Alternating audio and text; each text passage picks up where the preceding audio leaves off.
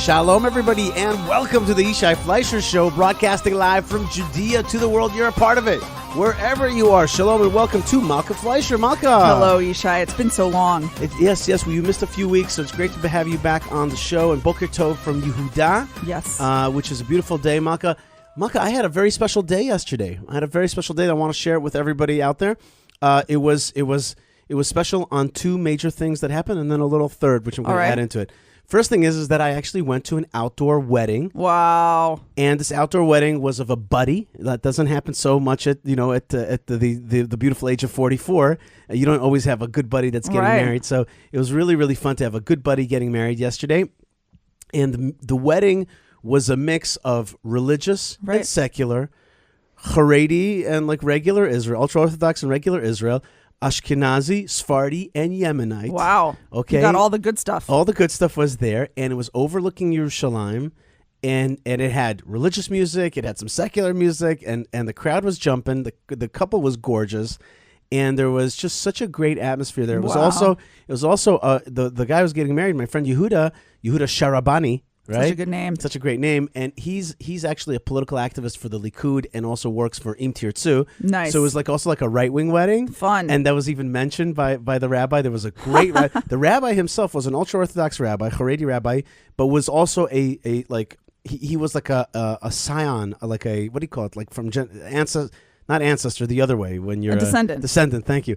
Of Rabbi Sonnenfeld, who was the chief rabbi of Jerusalem. So he was, a real hardcore rabbi, but was also a comedian. And it was a nice guy, super firm rabbi. No, but a comedian. With jokes, with really funny jokes. He was like his own badchan. He was funny, and everything he did was by heart, by the way. And he's one of these people who's speech was rapid fire, just like brrr, just like whatever he thought came right at. But it was good. It worked. It was beautiful. It was overlooking the old city, and it was also there was a weird heat wave that was just last night. So it was so warm and beautiful and wonderful outside. It was magical. Okay, and wow, so you got to basically this is your first event of people in a long time. Well, you were at one wedding during Corona where they were allowed to have 50 guests, something like that. So this was how many guests were they allowed at this wedding? It was still limited. It was still, I don't know, maybe I don't know, 200, but it was at a Jewish wedding. That's right, but I don't know. Maybe not I'm everybody. Exaggerating. Maybe it was 150. No, It wasn't a huge wedding for sure, but it was a green passport wedding. You had to show your green passport. Now here's which means that you've been vaccinated with 2 or coronavirus vaccines, or you've recovered from coronavirus. Right, or you're recovered. Now here's the I was said that I have 2.5 things to say. The half thing is I posted a picture of the wedding yesterday, and I wrote it was a green passport wedding. Now the reason where'd you post it? To Facebook, to Twitter? Yeah, and I knew that if I didn't post that it was a green passport wedding, everybody would be like, "Where's the face masks, man?" Because people weren't really wearing masks. They were not, and it was outdoors, and it was green passports. Everybody was vaccinated or getting better. So I only found this out this morning as we're recording. I looked at my Facebook page, and I see tons of super angry comments. And they're like, "Yishai, I've been following you for years. I can't believe you're supporting medical apartheid and medical segregation and all this." That people are upset at the green passport. Right, that Yishai Fleisher would promote a green passport, which means people, that there should be a distinction between the rights of people who have the vaccine and the rights of people who don't have the vaccine. Right. Now, I didn't.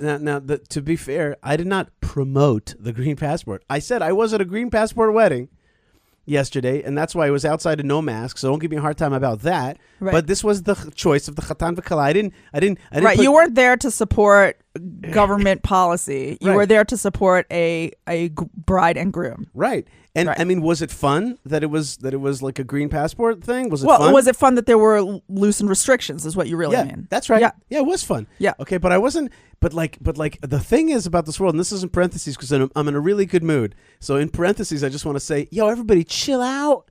I get it, but you can't win with anybody anymore. In fact, I've publicly come out against the green passport policy. On Twitter, I wrote something about how I didn't think that Israel should be making distinctions in the rights of people, basically based on their private medical decisions. But nonetheless, if you have a green passport, see, that's how it works. If you have a green passport, which really means if you've done your civic duty of getting the vaccines, and they give you perks for that, so you're taking advantage of it. Right, but I'm not even talking about that, because I'm not talking about either green passport good or green passport bad. I'm talking about my Facebook feed, full of angry people. I mean, Yishai, I read this article this morning. There's like, I thought that now that the vaccine thing is kind of like has swept over Israel, and like a large percentage of Israeli adults who are not authorized, what does it mean? Who are eligible to get the vaccine have already done so, and people who aren't, and that the country's kind of opening up anyway. I thought that things are kind of like calming down a little bit. But it turns out that it is not calming down. Basically, it turns out, at least in the news, that like there is a wave of angry anti-coronavirus vaccine movement that's happening. I have found out that and I can't understand that. My anti-vaxxer friends, which are good and smart people, they don't like the word anti-vaxxer. So I have come up with a new term for them. Yeah. I call them post-vaxxers, okay? But I'm post-vax. I got the vaccine. No, I'm post-vax. Anyway, I don't want to get into this. I don't want to get into this. Wait, but I just want to say there's a piece of news. There's a very famous, basically who's considered the top ultra-Orthodox rabbi. His name is Rabbi Gershon Edelstein. He's 97 years old. So there's a news story that last night some like anti-vaxxer, he's been very pro-vaccine, and he's basically the reason that the Haredi community has gone out to get vaccinated. And he's one of the major reasons anyway that the ultra-Orthodox community went out to get vaccinated, because he was like, go get vaccinated. So they're like, okay. So some person in his 20s came to his house and tried to like attack him yesterday. Nice. For his vaccine thing. And his family, Rabbi Edelstein's family, basically like fought off this guy. And eventually they had to call police. Crazy. And it turns out, I read also in the news that there are like a lot of top physicians and these like people who are encouraging people to go get vaccinated are getting like death threats and being called Nazis, being called Dr. Mengele and all this stuff, God forbid. Like, I would believe anything at this point. You know what I'm saying? If this is like a, campaign to like get back at the anti-vax, I have no idea. Do you know what I'm saying? But like assuming that news is news and that these stories aren't completely fabricated, like what the heck, people? Like what's going on? I don't understand. I understand in their mind they're fighting for freedom and liberty and against tyranny and all that kind of stuff. Right. And I want to get past this, Malkah. I want to get past this. I want to get past the issue of corona and the vaccinations. I just want to say to everybody, just chill out. Just chill out a little bit. Like, don't yell at Yishai Fleisher for saying I went to a green wedding. That's what. P.S. Almost 3/4 of the this country's been vaccinated. So it's like it's part of the norm. Like, just relax. That's what this Chatan and Kala want. It's okay, but like you're not into it. You think it's not good, but right. I just wanted to say that I have some very lovely family members who decided that they are getting married. One of my relatives decided that they're getting married with no children. They want a wedding where there's no children. And this caused an uproar in the family because there are children in the family, right? And it like hurt some feelings. There was some issues, but this couple decided they don't want children at their wedding. Okay, that is very atypical of a Jewish wedding, but fine. All right. So people abided by that wish, very begrudgingly in some cases, but people abided by that wish. No children at the wedding. But you don't see like a major, this is like a thing that happens. You look around on the internet. There is such a thing as having a wedding with no children. Or you have a destination wedding. I'm going to the Bahamas. So you have to have money to go to a wedding like that, right? Or it take time out of your schedule to go to a wedding like that. But no, the couple decides they want to have a wedding that's out at the Bahamas, that's out in Ukraine. I don't know, wherever it is that they want to get married. And is that fair because they're not paying for everybody's ticket? No, that's not fair. Here, this couple wanted to take advantage of the fact that they could have loosened restrictions at their wedding by asking to have a green passport wedding, which incidentally is just about, hey, please don't infect each other at our wedding, right? And like to think that you would get like personally attacked on your social media platforms for being some kind of like co-conspirator in a horrible, people oppressing policy is just ridiculous. I mean, I guess I could understand them kind of, somewhere, but it's become such an emotional issue. That's what it is. What it is, it's they're pinning us against one another in every issue. The Trump thing, the election thing, now the COVID thing. It's like society is being like put in such pinned against one another, and people are being actually willful. They're being willful co-conspirators into this anger modus, right? That we see all around us. This like rage. They call it rage porn. You know what I mean? It's like you have a mitzvah to be enraged instead of what you have a mitzvah is to be like Aharon, which is Ohev Shalom, Rodef Shalom, speaking. I guess these people, there are people who feel like this is a life and death issue. Right, I get like to not get vaccinated, right? They think that getting vaccinated is like killing people. It's a conspiracy against everyone, that no one's going to have children anymore, and it's going to kill people, and we're all being controlled, right? So they bought into that narrative, which is like there's so much of that, by the way, and I find being in the middle to both be so much better and so much worse, right? It's like, I can understand that a person wouldn't want to get the vaccine.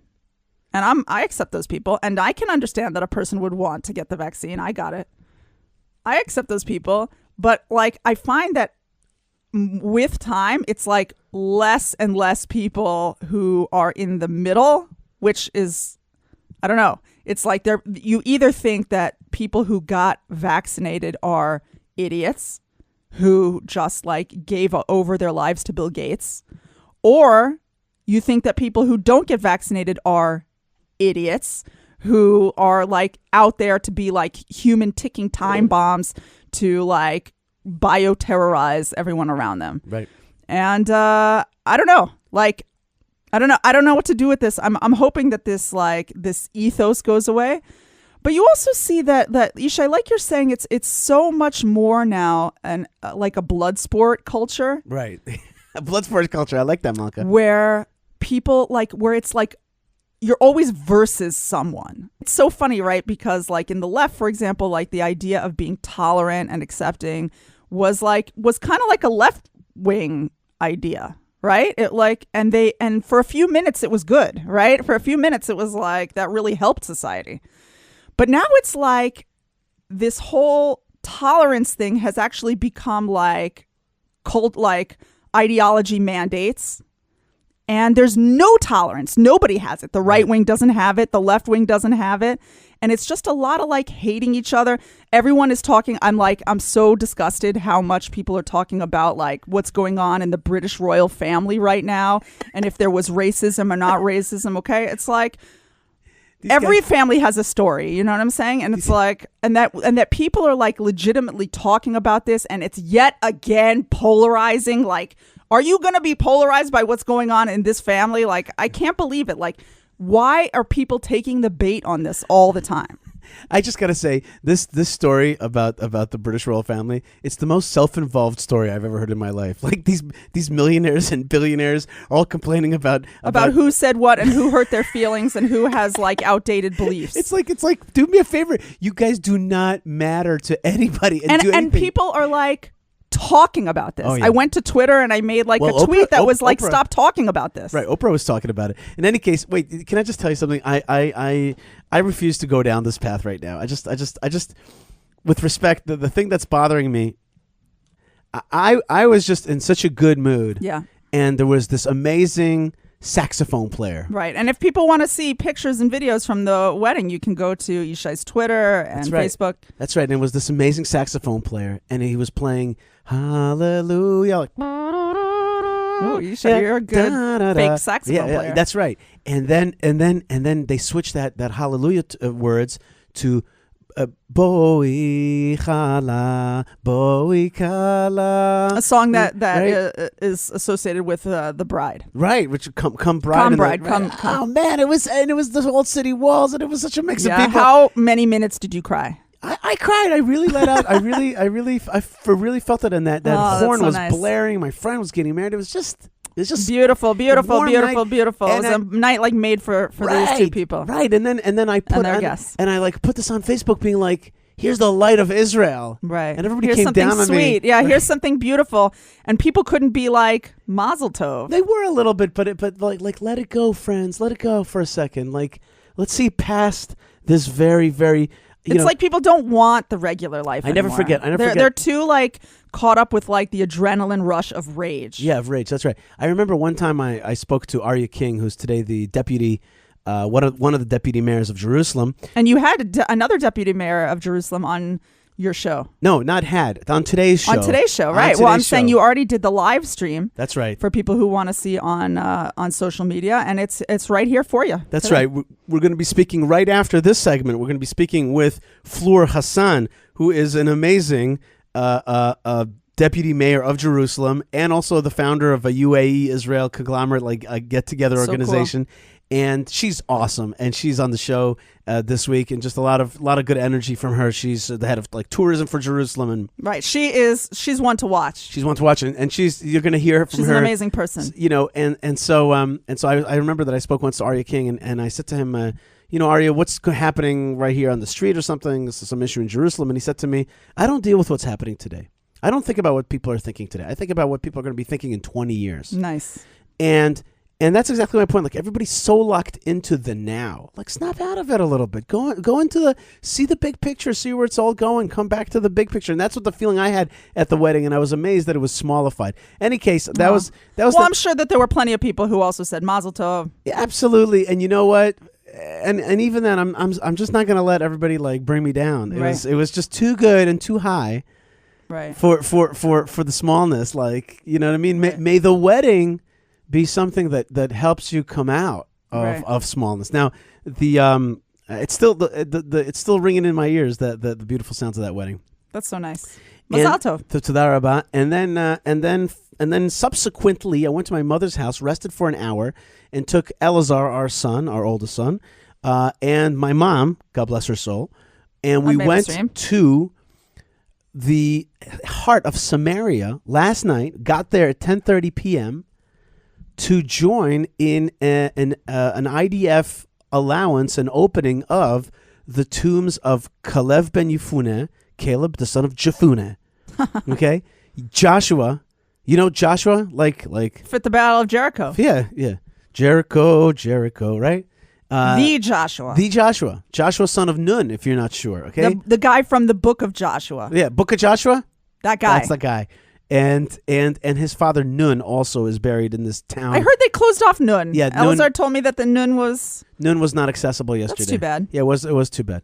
But those two places, and I took my mom for the first time in her life to these tombs, and people that have listened for a long time to my show know that Caleb ben Yefune is like a personal like icon and hero for me, et cetera, et cetera.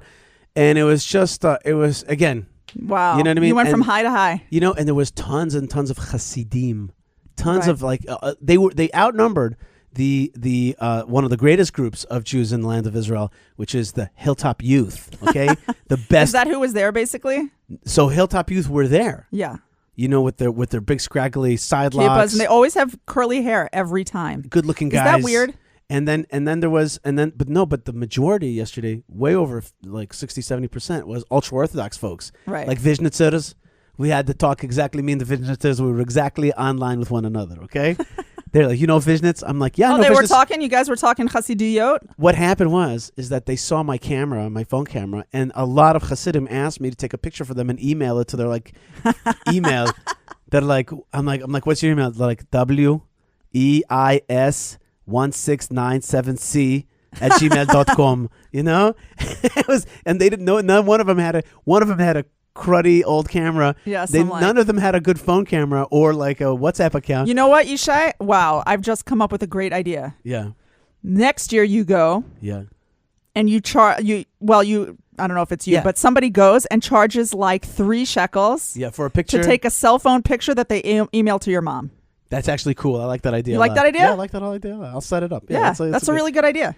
Anyway, so we got there, and it was just, we went into this Arab town. Now, happened to be, it's an Arab town that gets like closed down, shut down for the night from 10:30 to 2 o'clock in the morning. Little gift that they left for us was that right next to the tomb of Joshua, there was 5 or 6 Hamas flags with the state of Israel, a map of the state of Israel, 2 guns, and grenades. Like the classic Hamas symbols. Classic Hamas, that's right. I was like, come on. And you know right what's there, right there in Samaria. Right there by our guy Joshua, who never would have allowed such a thing to exist in our land. No, Joshua made his lieutenants step on the necks of 31 kings in the land of Israel and then executed them to say, this is how we're going to take out the people who stand against us.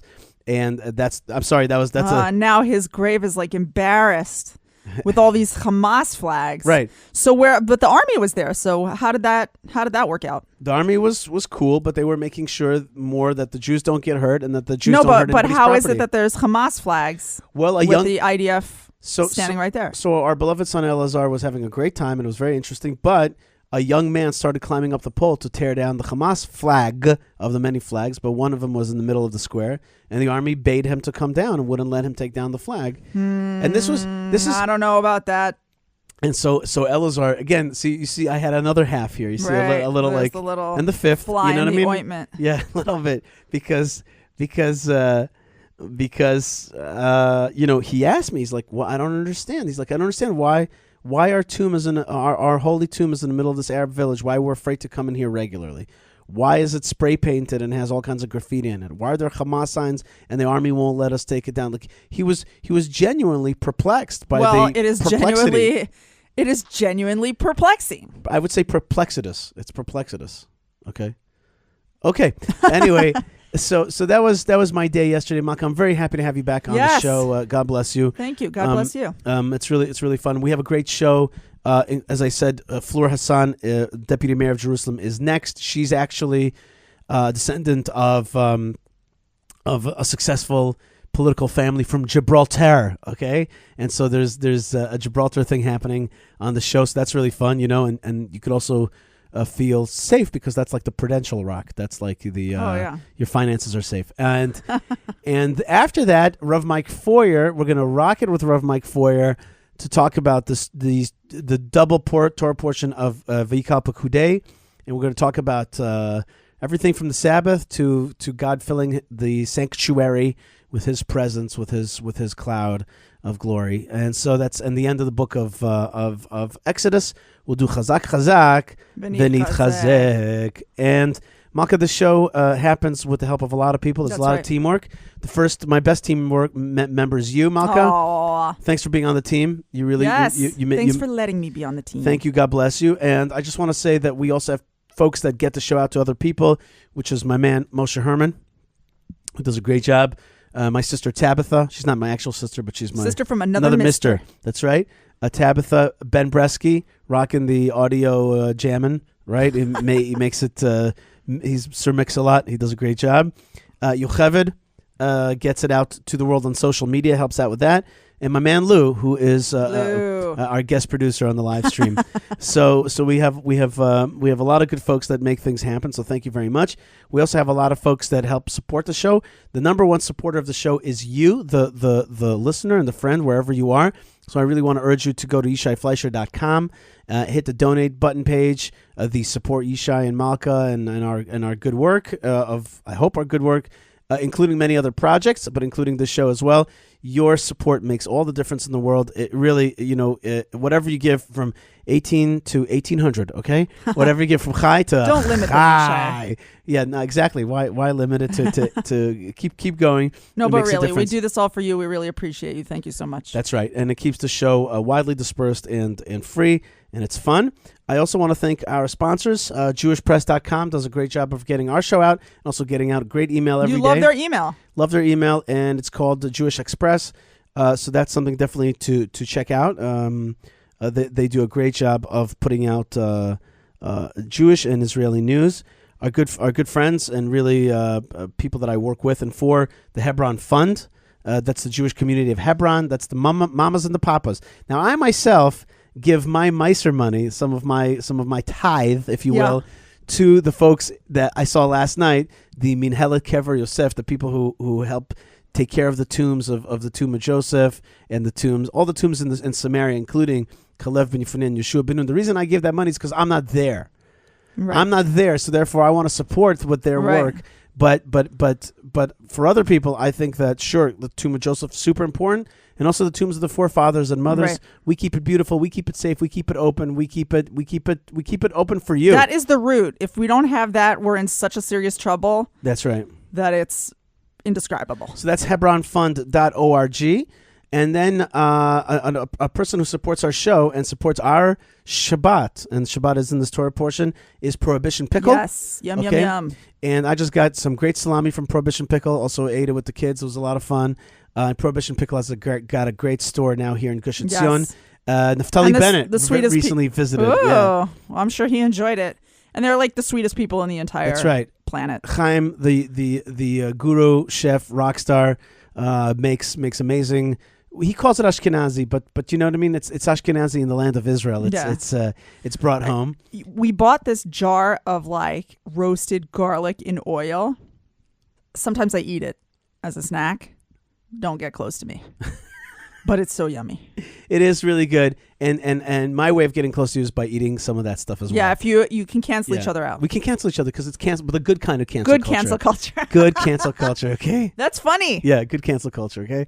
Let's cancel the cancel. You eat garlic, I eat garlic, and then it's going to be okay. I'm cool with Mr. Potato Head and Mrs. Potato Head. Yeah, what? What's going to happen to Mrs. Potato Head now? You know what I mean? Exactly. You're like widowing her. Yeah. Yeah. Well, some of the parts that they have, we can pop off. So that's what society's doing today. Gosh. But what I say. I literally thought about Mr. Potato Head in the car as I was driving. I was like, Mr. Potato Head. You know what? Suddenly I see Mr. Potato Head in a top hat and Mrs. Potato Head dressed beautifully walking down the aisle. Getting married. Potato heads. Okay. Masal Tov to Mr. and Mrs. Potato Head. God bless them. I'm sorry if that was intolerant. Sheesh. I also want to thank the good folks at Aleph Mail. Okay. Yes. They bring out the best in organic, non-toxic Judean masculinity. Okay. Non-toxic Judean organic masculinity. Wow. Yeah. Again, for Mr. Potato Head, he doesn't have hair, famously. Right. But he does have a mustache, and you can't use it on that. Yeah. Well, yeah. He's got a tube. You can stick a tube on there. But the point is that you're right. But Aleph Mail will get you. Right now my hair is long, so I used a little Aleph Mail yesterday. I smelled like a cedar tree, baby. Okay, I was. And you look nice. That's right, and shiny. I had my soul glow. And that's alephmail.com and coupon code Yishai10, bang, 10% off. You're going to rock your beard. But if you don't have a beard, which is cool, because I'm not. You mean a person without a beard? I am tolerant of people of non-beardedness. And so there, you got to go check out our good friends at Jerusalem Salves. Jerusalem for your skin. I thought you were going to talk about Silk Salon for the non-bearded community. You know what? That's Silk Salon in Gush Etzion. I don't tell Leah. I hope she doesn't hear, but I signed us up for manicures before Pesach. You mean womenicures? Why would it be a manicure? Oh my gosh! This whole time, I can't believe you would get a manicure. This whole time, I've been buying into the patriarchy. Anyway, I'm gonna get a personicure. Yeah. But here's what I'm saying. For people listening out there, this is serious. Actually, I know that there are a lot of people out there who want to do something nice for somebody out there in Israel before the holiday. It's a great gift. If you want to contact me, you can contact me through Yishai's email. YishaiFleisher.com or YishaiTheLandOfIsrael.com. Right, YishaiFleisher.com. If you want to get a gift certificate out to somebody, or I want to even throw this out because it popped into my head. If you want to, there's a sizable community out here of people who were hit very hard by the coronavirus financially. If there are any of you who want to I know it sounds kind of unnecessary, but if there's any of you who want to donate a beauty treatment before the holiday, to a woman who maybe lost her job or whose husband lost her job, or single mothers out here who had a hard time during the coronavirus period. You can also be in touch with us out there, out at Yishai's email address, and it's like 125 shekels, something like that, for like a really nice manicure. Right. Or hit the donate page and just write it in. And I will be happy to facilitate getting out some of those gift packages to people who need them. Beautiful, Malkah. Really, really nice. Really, really nice. Lastly, Tchelet, T-E-K-H-E-L-E-T. That's the True Blue Jew string. And you know what? It's not the company. It's the mitzvah. You know, and you have the opportunity Yes, to we got it. Yishai, Pesach is coming. We got to send them pronto. We got to send them some kind of a message that we need some new tzitzit for our boys up in here. The three boys, yeah, that's the right. three men of my family. That's right. And I didn't mention the website of Salves of Jerusalem. Right. That's salvesofjerusalem.com. Again, coupon code Yishai, and bang, you get 10% off, okay? And also our good friends at Blessed by Israel. If you want to be blessed by Israel, you could buy Israeli products and have them in your life. Blessed by Israel, B-U-Y. Blessed, or blessed, whatever, by Israel.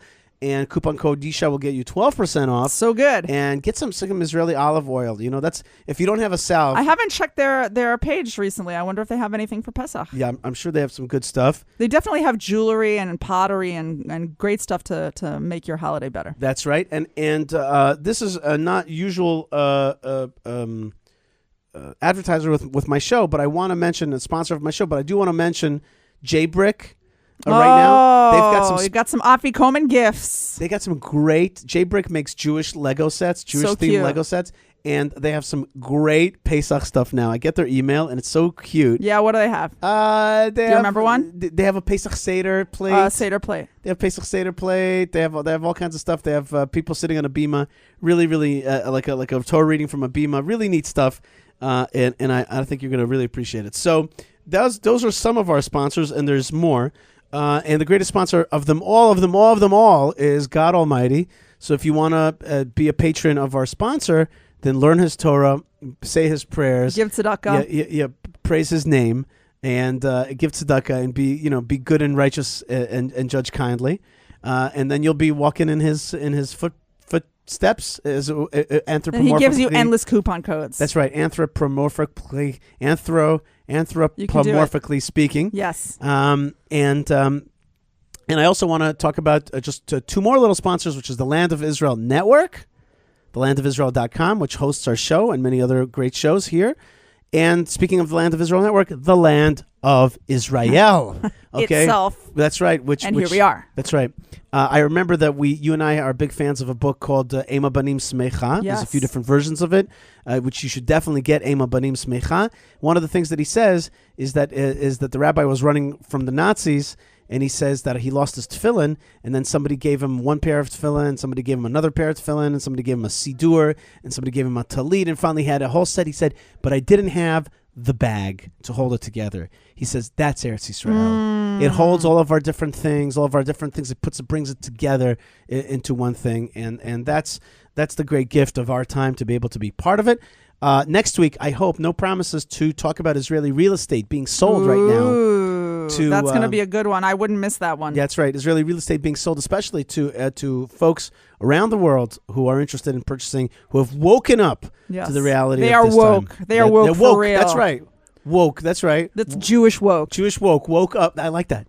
That's chazak. I like that. We can get that on a t-shirt. We came up with two things. We came up with cancel, right? Cancel. Two negatives make a positive. Cancel culture. Cancel culture, which we let you free, which we free you up, okay? Don't cancel me on Facebook either. Just join and be part of it. And Jewish cancel culture, where both of you eat garlic. That's right. We cancel each other out. The bad stuff. That's right. That's how we do it on Shabbos. God bless you, folks. Malkah Fleisher, any specific thing you want to add from the news? Any specific? What now? Way you here at the end? Just is there a tad of something that's important to you in the show today? Well, you were interested in a little story about a brand new, like 2,500 megawatt electricity wire that's going to be running between Israel. What's it called? A memorandum of understanding was signed yesterday, where Crete, Greece, and Israel and Cyprus.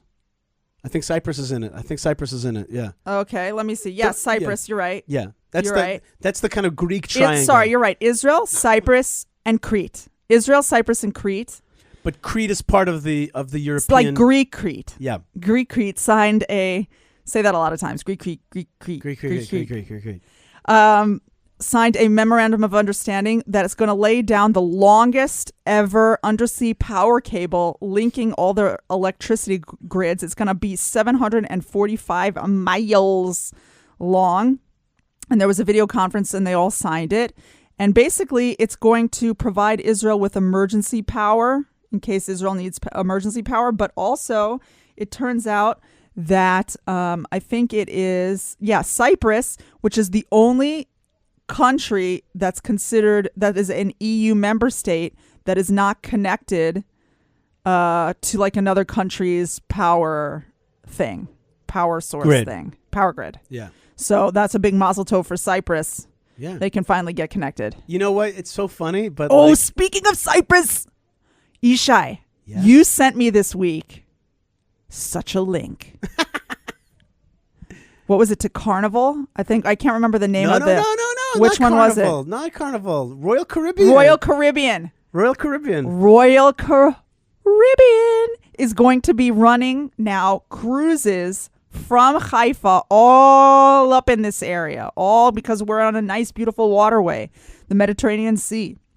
And they're going to be like running cruises now to Greece, to Cyprus, to Crete, and to more places. I'm excited. Listen, I really hope we have an opportunity to one day go on one of these cruises. I got to open up a new piggy bank for that. Dude, we leave Haifa port and we go to Cyprus.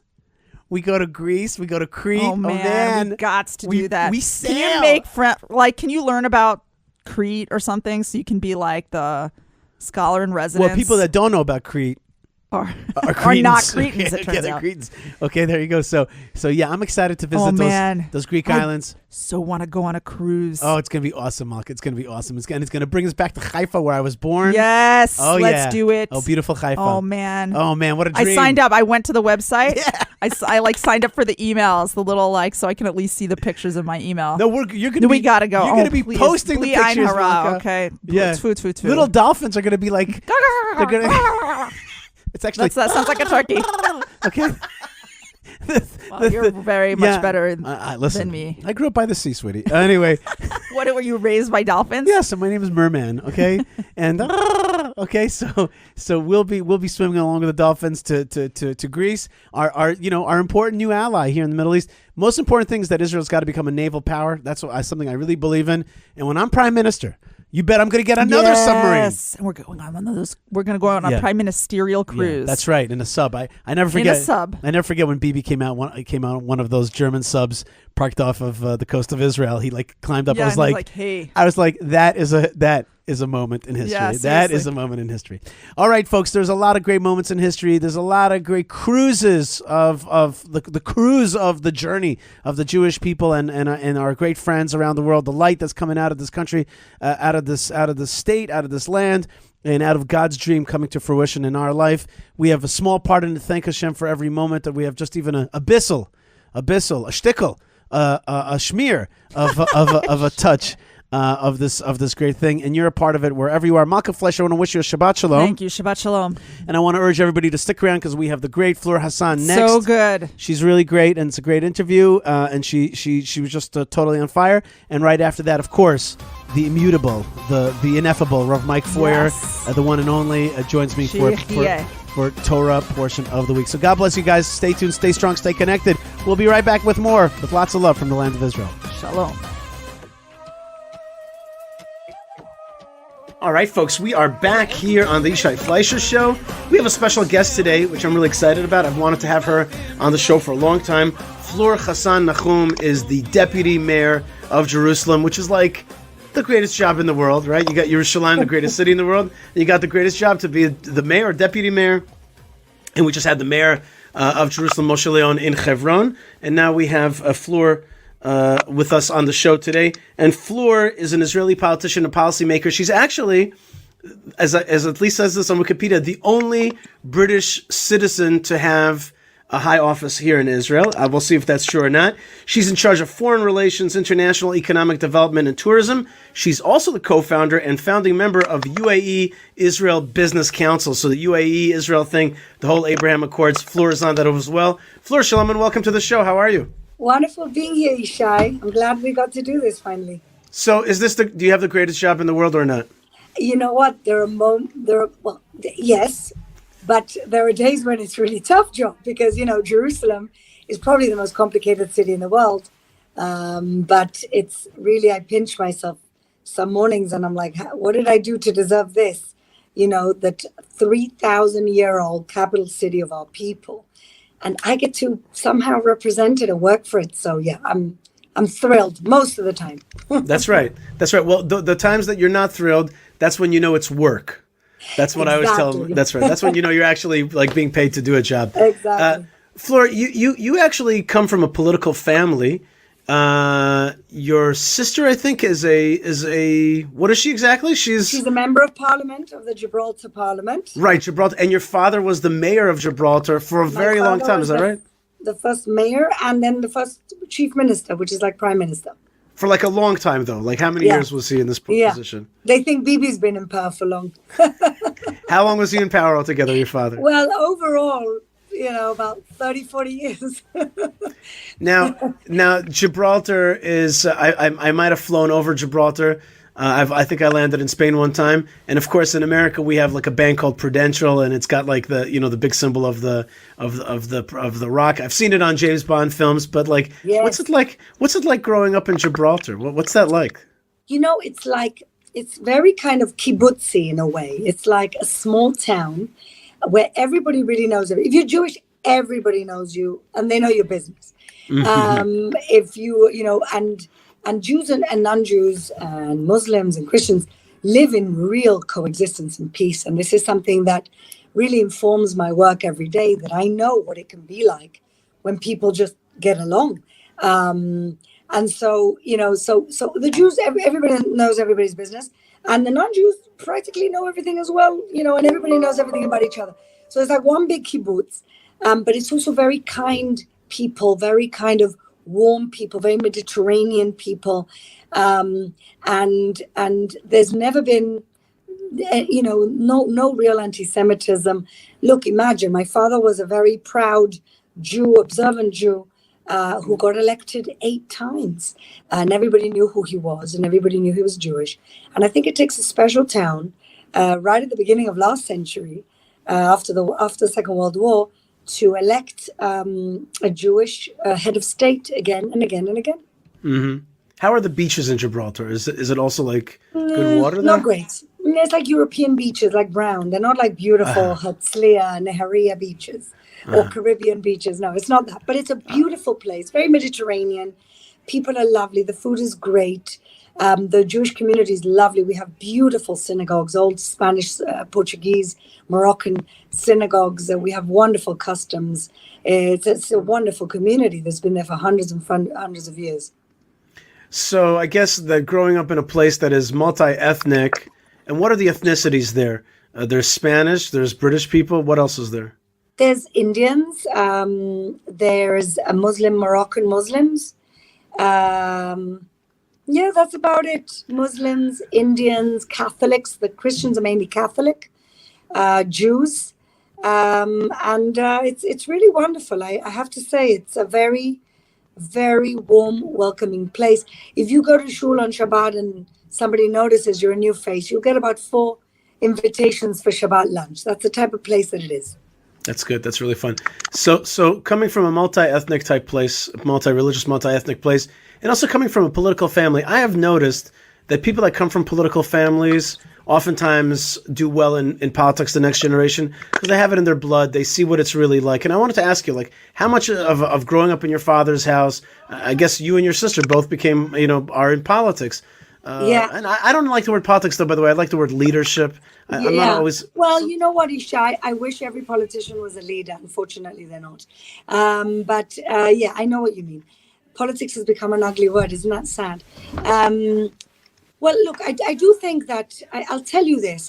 My father and mother were never kind of pushed us. There was no expectation. In fact, on the contrary, they were like, it's such a sacrificed life, Why would you want to go into this? I think they weren't encouraging particularly. So we're certainly not here because there was any pressure from the family, the very opposite. But I do think that politics is something which is very alien to a lot of people. And when they look at it from the outside, they see such a hostile environment, such a snake pit. And I'm not saying it's not. But when you grow up in it, it's what you know. It's what you know. That's why children of doctors sometimes become doctors and children of lawyers sometimes become lawyers, because it's what you know. And so I've seen very ugly side of politics growing up, but I've also seen a very beautiful side of leadership, of my father helping people, advancing his society, being loved for the work that he did. And so helping people all time of the day or night, saving lives, literally. And so I've seen, along with the ugly, I've seen also the very beautiful side of stepping up to the plate and taking a leadership role and taking responsibility, assuming responsibility for your people or for your community. And so I guess that is a very big part of it, because if I didn't know that, I'm not sure I would have thought to go into it. It wouldn't have even been maybe on my radar, in my world, in my ecosystem. And so the fact that it was meant that it was, when the opportunity presented itself, I kind of jumped at the chance. So now I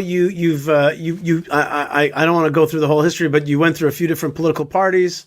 You were with Zev Elkin also, right? Didn't you? Well, you started with. was in the Likud at the time. What was I going to do? I'm a member of the Likud party. I've never been part of any other national party except for the Likud. But when I started my political career, I started in a local political party called the Yerushalmim at the time. They were not a national party, they were a local party. And so I started off with them. I went as number 2 of Zev Elkin when he ran for mayor. He didn't win, but I got my seat. And then I was, I guess, lucky enough to back the right horse in the second round, which was Moshe Leon, who I very much love, admire, and work closely with. And when he won, as I'd supported him, he said, well, what do you want? I said, I want to do foreign relations for the city of Jerusalem, which is what you do for Hebron, Yishai. That's right. And I know Jerusalem is a city that is dear to so many countries and so many peoples, not just, of course, the Jewish people, which is the heart and soul of our people, but it's dear and close to so many other religions, around the world, and so many other cities around the world, that I wanted to be, and I wanted to have that privilege to represent my city in foreign bodies, sometimes fighting and sometimes celebrating. But I wanted to be that person representing the heart and soul of the Jewish people, our capital city, for 3,000 years, Jerusalem. Usually there's a lot of tourists in Jerusalem. There's a lot of Asians and Italians and Catholics coming to the Catholic sites, and all kinds of Asian folks and Russian folks, people from all over the world coming for their religion, their thing, coming to see Jerusalem for the first time. Israel was peaking at 4.1 million tourists a year. Yeah. By the way, just in parentheses, I like to remind people that doesn't come close to Turkey's 51 or 52 million visitors. Yishai, it's so funny you say that, because I tell you, it's very funny you say that, because everybody gives themselves a big slap on the back. All these government people congratulate themselves for the 4.1, let's say 5 million tourists a year. And I remind them that I come from a little place called Gibraltar, tiny place at the bottom of Spain, opposite Morocco. You know how many tourists we get in Gibraltar? No, I don't know. 10 to 12 million. And so I say... That's shocking. It's shocking. The Holy Land versus Gibraltar. Now, of course, a lot of the tourists are coming in from Spain, and Spain is a big tourism country. Still, I hate it when these, and I hate to say this, men, but there's all these men in government who are giving themselves prizes. For what? Women are so much more self-critical. If it was me, I'd be like, why aren't we on 10 million? But everybody's giving themselves prizes for these 4 million. And I say, guys, we're not even close.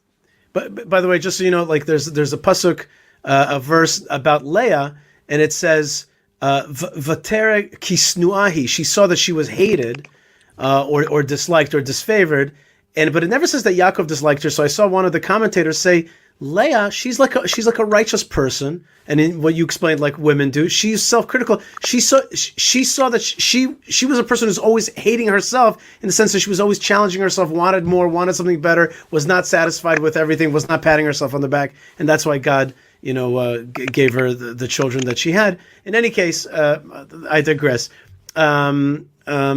You're totally right. We love to pat ourselves on the back. It's something with the Hasbara way. We did the same thing also recently with the vaccines, with so much pride that we were the first, that we got the most. I tell people push it down a little bit, keep it a little bit quieter. You got the medicine, good. What are you so proud that you have more medicine than other people? It doesn't look good to anybody. People don't like that. But in any case, I was saying originally that we usually have a lot of tourists right now. The tourists are internal. We don't have it's on the one hand, it's by the way been a very special year because you could go to the old city and there's not the throngs, there's not all these folks. But for you and your position is also in charge of tourism. What's Jerusalem been like without its tourists? It's been a really rough year because look, we figure out that about 30% of the income of the city is coming from foreign tourism. And just to give you an idea of numbers. Say that again, how much? About 30%. Wow. We're talking about, listen, not just hotels. Hotels are the biggest employers in the city, okay?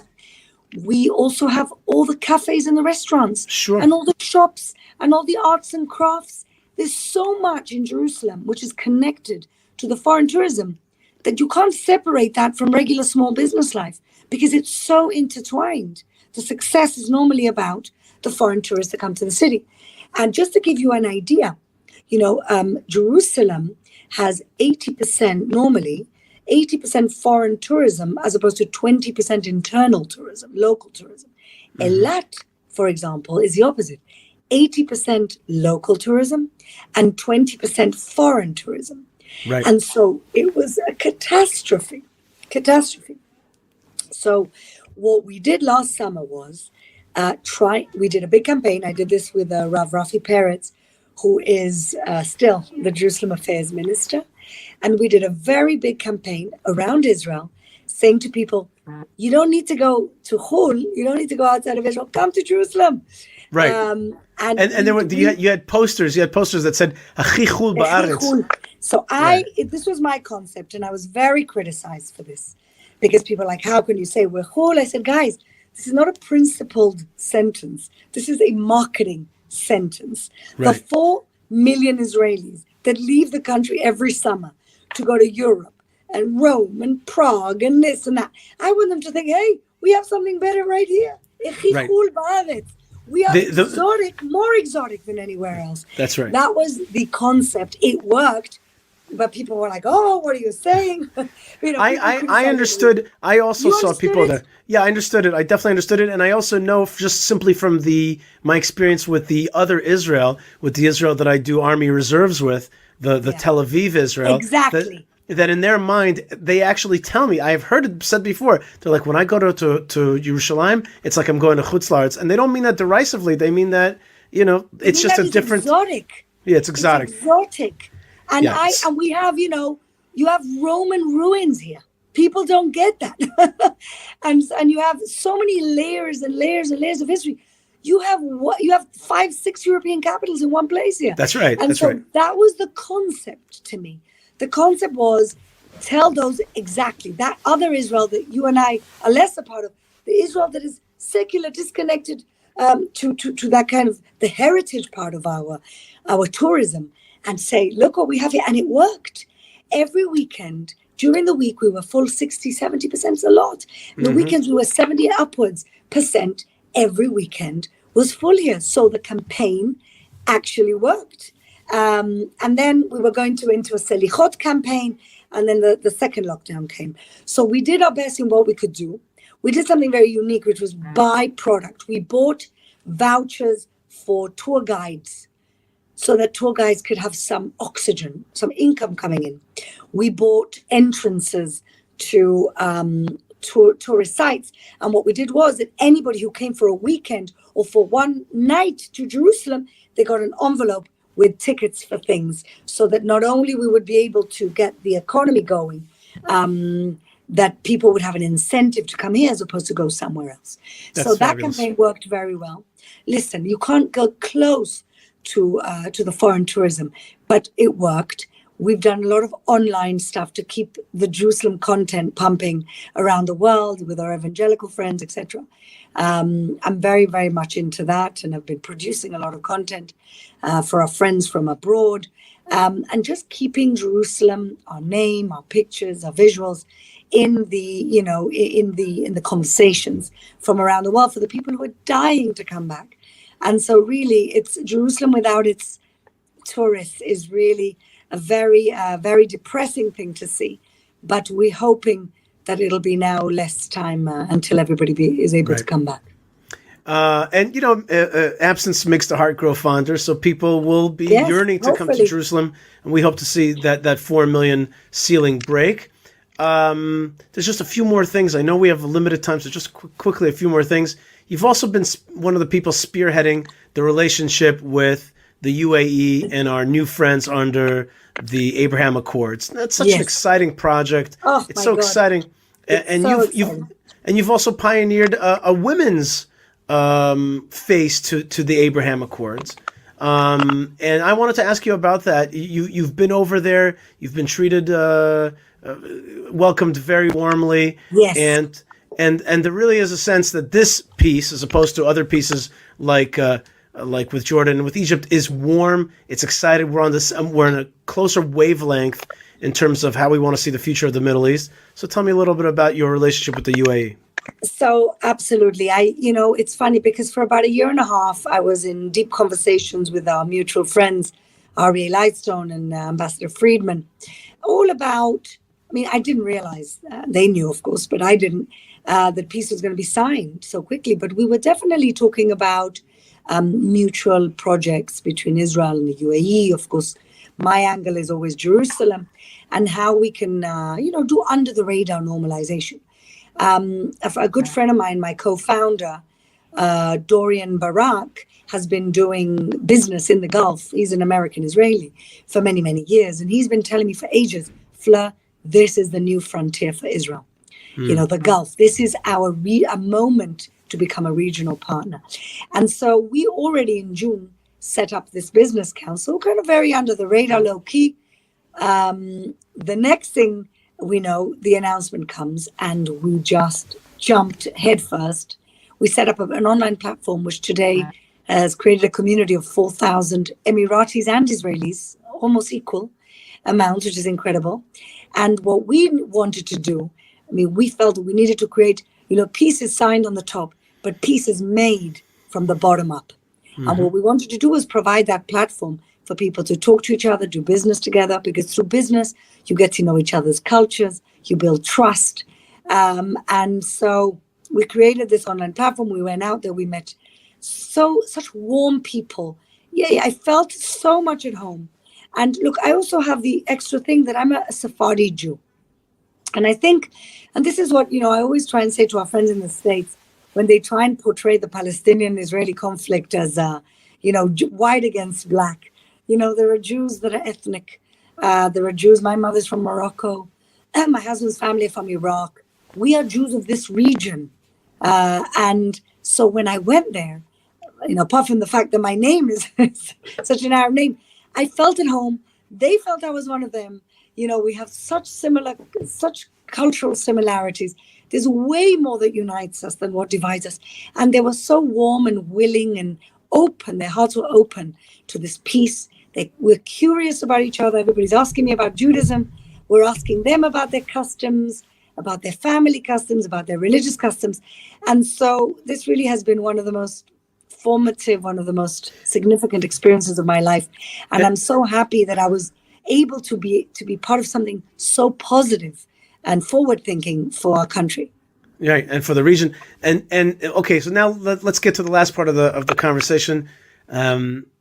Let's just talk about politics for a second. Do you think that the Abraham Accords are going to hold up under the stress of a different type of American administration who may not be as favorable to that? To that, they're not against it maybe so far, but not the same kind of push forward. Maybe back to the old idea that Kerry said a few times, which is that there's no peace in the Middle East without solving the Palestinian problem. Like, are we going to go back to that, or are these relationships going to hold? Well, first of all, Kerry has been proven wrong, so there's no going back. The proof is that we have peace for peace, which is what Netanyahu talks about, and he's 100% right. Look, I think I'm a positive person in general, so I like to look at the positive, and I see a few things that I want to mention. A, that Biden is not Obama, thank God, and he's certainly less kind of ideological about what he thought was correct and right, or what should be. I think he's more experienced. He understands Israel, and he understands the arena a little bit better. He's not running to make peace with the Iranians. They came out in favor of us in the ICC, scandalous decision last week. And so I think, first of all, that the Biden administration does not have those kind of false, visions or dreams that the Obama administration had. So that's one thing. The second thing is, I hate to break it to everybody, but this has got its own legs now. It's got its own momentum. We've got now 4 Abraham Accords countries.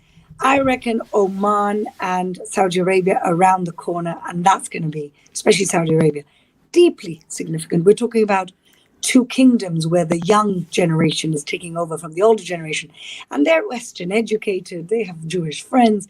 They understand Israel, the startup nation, can only, be a fantastic partner. And we have common security defense threats, and that is Iran. And so the way I see it is, if the Americans run towards a peace treaty with Iran, that's going to push Saudi Arabia right into our arms. And if they don't, even better. We can continue building the region, building these partnerships, and extending the members of this wonderful Abraham Accords initiative. Mm-hmm. Well, let's hope that's right.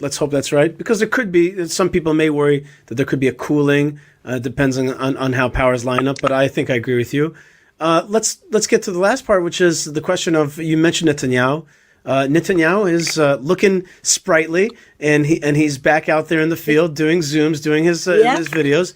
But the coalition that should be formed, could be formed, is not exactly, it's not coming forward perfectly yet, at least according to polls. And we are not, people who are experienced in politics know that polls are often a kind of false religion, a kind of idolatry. They don't really tell you the truth. But you know what Shimon Peres used to say? He used to say that polls are like perfume, sniff, but don't swallow. That's right. That's right. And he was the master of those quips. Yes. But how do you see the political map shaping up in our system, which is a coalition system of many different parties? How do you see it? Do you see a classic coalition of Netanyahu, the ultra-Orthodox, the National Religious Party, and maybe Bennett? Do you see that kind of forming again, or do you see maybe power swinging to a new kind of coalition with Bennett, Saar, Lapid, that whole side of the equation? Well, I think, look, anything could happen, and we really don't know yet, because maybe even with Yamina, Bibi won't be able to form a coalition. We don't know yet. Of course, I'm a Likud member, and I'm very much actively campaigning for the Likud to win as many seats as possible. I think we have a system that needs to be revisited, because it's really incredible that small parties can have so much power, disproportionate power, the power of bringing down governments and forming governments. So I'm a European. I believe in a parliamentary system that has a winner and a loser, and that's that. We're like America. So I really don't know what's going to happen, but what's very clear, Yishai, is that a good majority of this country is right-leaning. That's what's clear. And so what I'm hoping is that we end up forming a right-leaning government that its ideology is not about no Bibi, yes Bibi. It's about what's right for our country, to strengthen our country, to strengthen our economy. I'm a liberal in terms of economic values. That's why I'm in the Likud. We have to break bureaucracy. We have to deregulate. We have to open markets. These are important things for the continued growth of our country. And these are the things that only the right wing really, certainly the Likud, is offering. And I hope that we have a nice right-wing coalition the way we should have had 2 years ago when Lieberman decided that his hatred for Bibi was stronger than his right-wing ideology. By the way, you mentioned yourself being a European and also Sephardi Jew. Like, I'm also a Russian Jew. My parents are Russian Jews. And the Lieberman taking away of the Russian vote, the nationalist right-wing Russian vote, and turning them into anti-Bibi votes and anti-ultra-Orthodox votes, I think that is a great theft. I think he's done a great disservice, really lied to people and told them he lied to people. He said he would support Bibi, and then he went against. And we're in this mess because of him. And, That's right. and again, it's personal. I'm saying to everybody, just put your personal aside for a second and think about what your ideology is and where you come from. That's the bottom line, where you want to see your country. Where's the vision?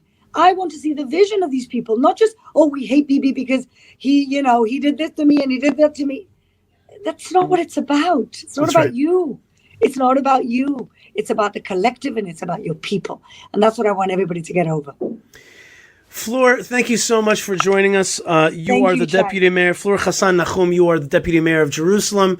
You're also the co-founder of the UAE Israel Business Council.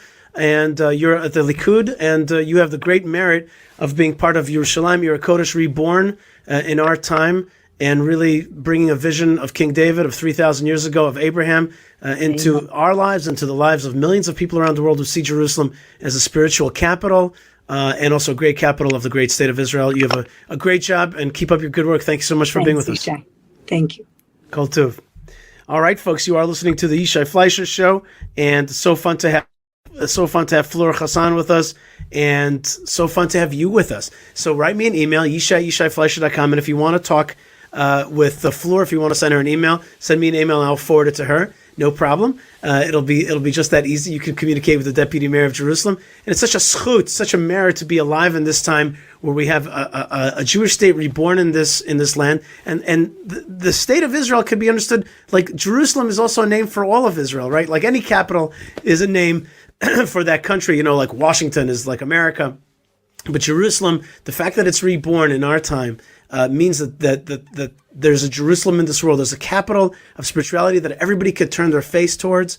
And that is one of the most exciting things in the world. Like and I have some friends who got me so turned on to loving Yerushalayim. And let's kind of concentrate for a second about the things that we could love so much. We can love so much the Torah. We could love so much God. We could love the land of Israel. We could love the forefathers and mothers. And we could love Yerushalayim. My friend says it's all about Yerushalayim. My friend Meir Eisenman taught me that it's really all about Yerushalayim and all about having the passion for rebuilding the city.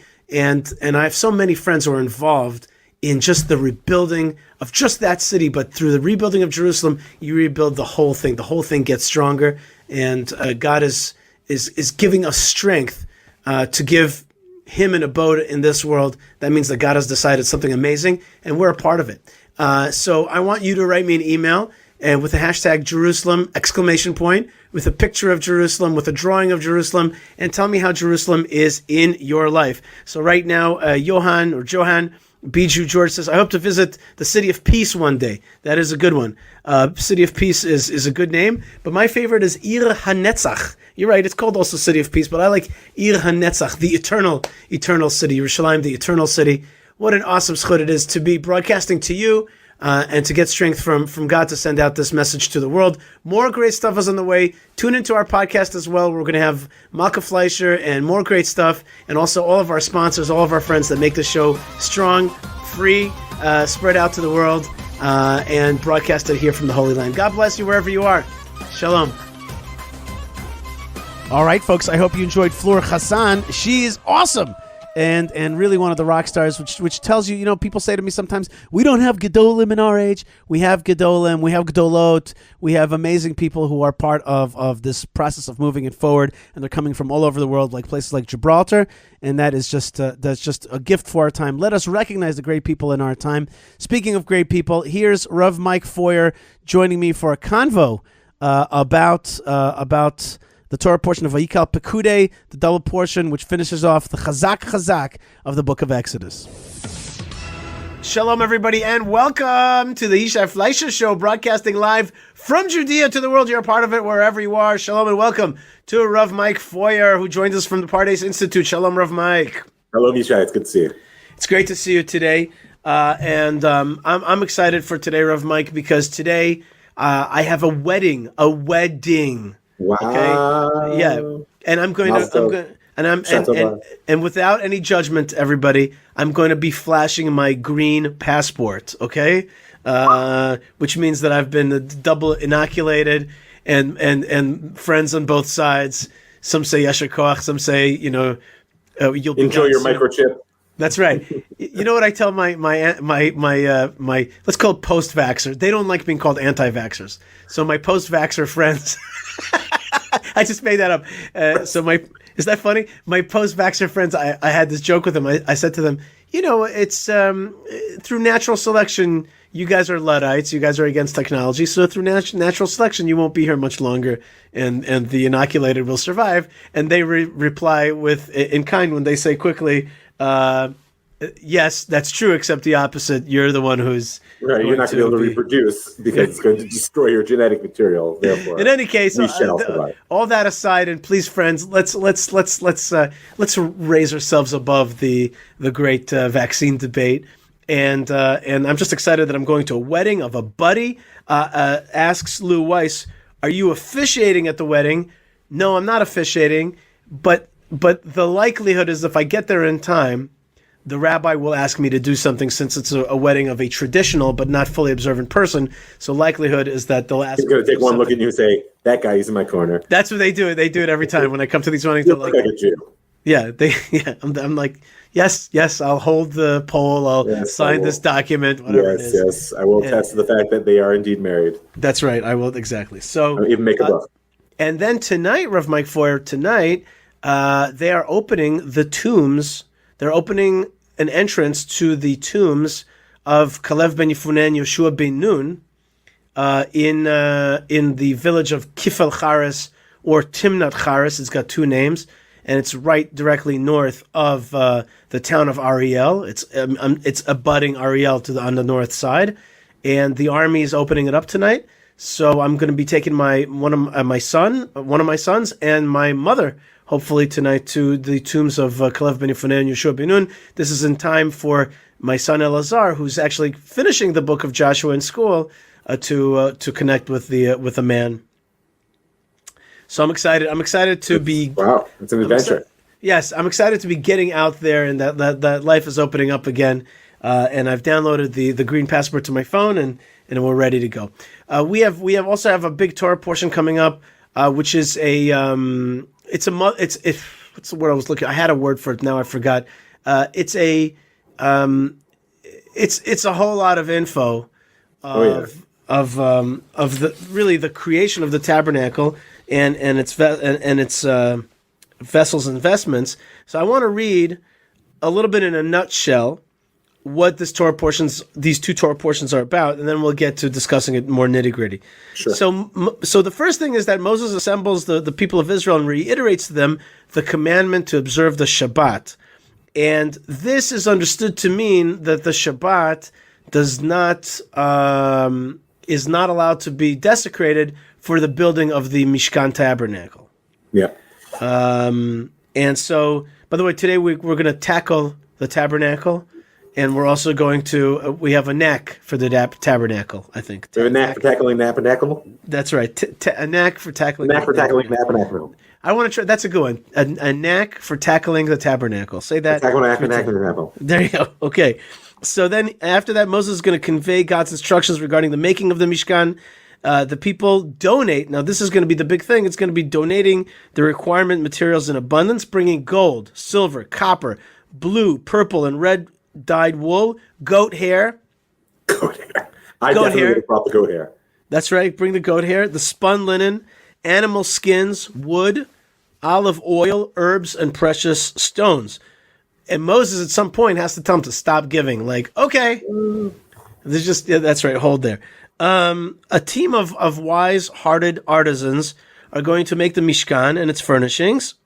3 layers of roof coverings, 3 or 4 layers, depending on how you understand it, but generally people understand 3. Some people understand 4.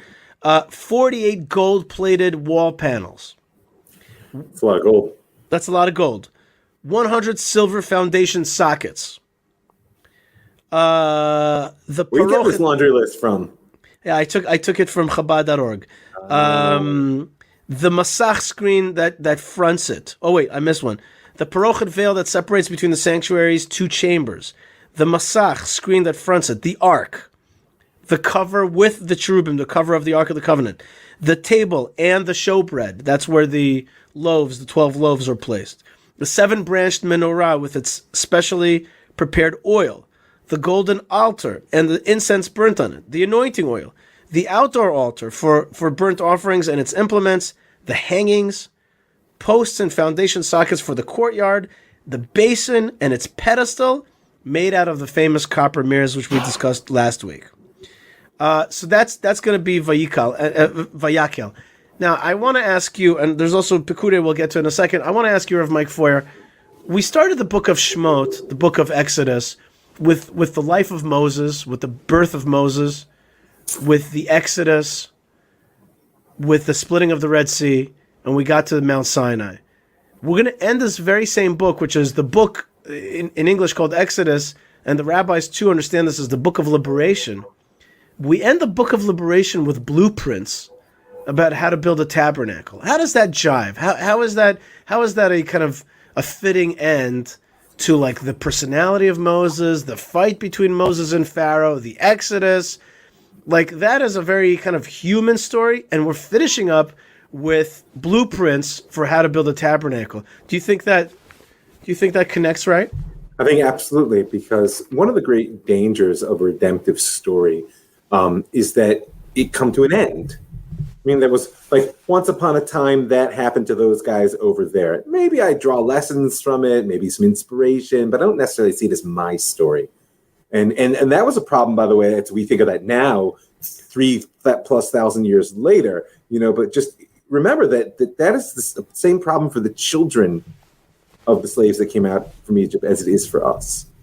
And one of the major themes in the entire book of Exodus, we're coming up on Pesach soon, is that you got to tell the story to your children. That memory isn't just a tool, it's a sacred task.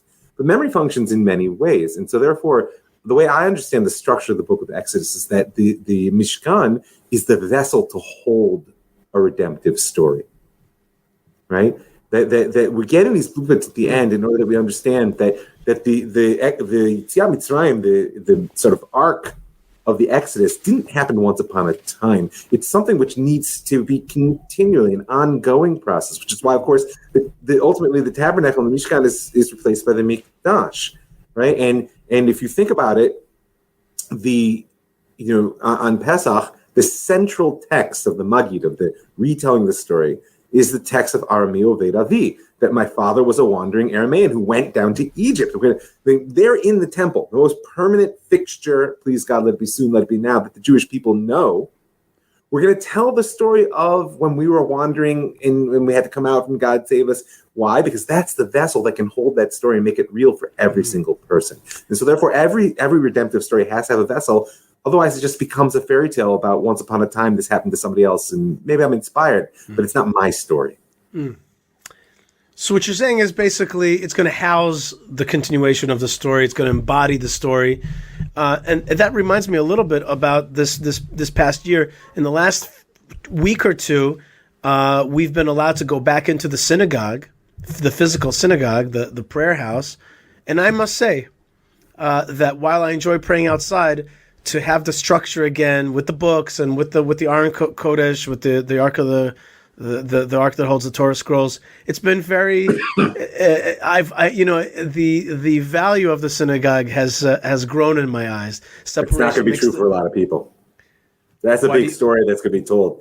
And there's a lot of people who don't want to go back to shul. Right. I mean, we haven't actually fully gone back because there's a machloket in my community because the kids can't go back into shul because they haven't been vaccinated. So a lot of us feel that like if I can't go to shul with my son, then I'd rather stay outside.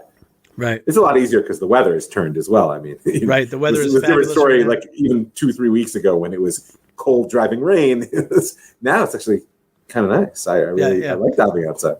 That's right. And I like it also, but still, I've been enjoying sitting down, in my seat with my desk and with kind of the it's nice to be back inside the synagogue. And I think that makes sense here.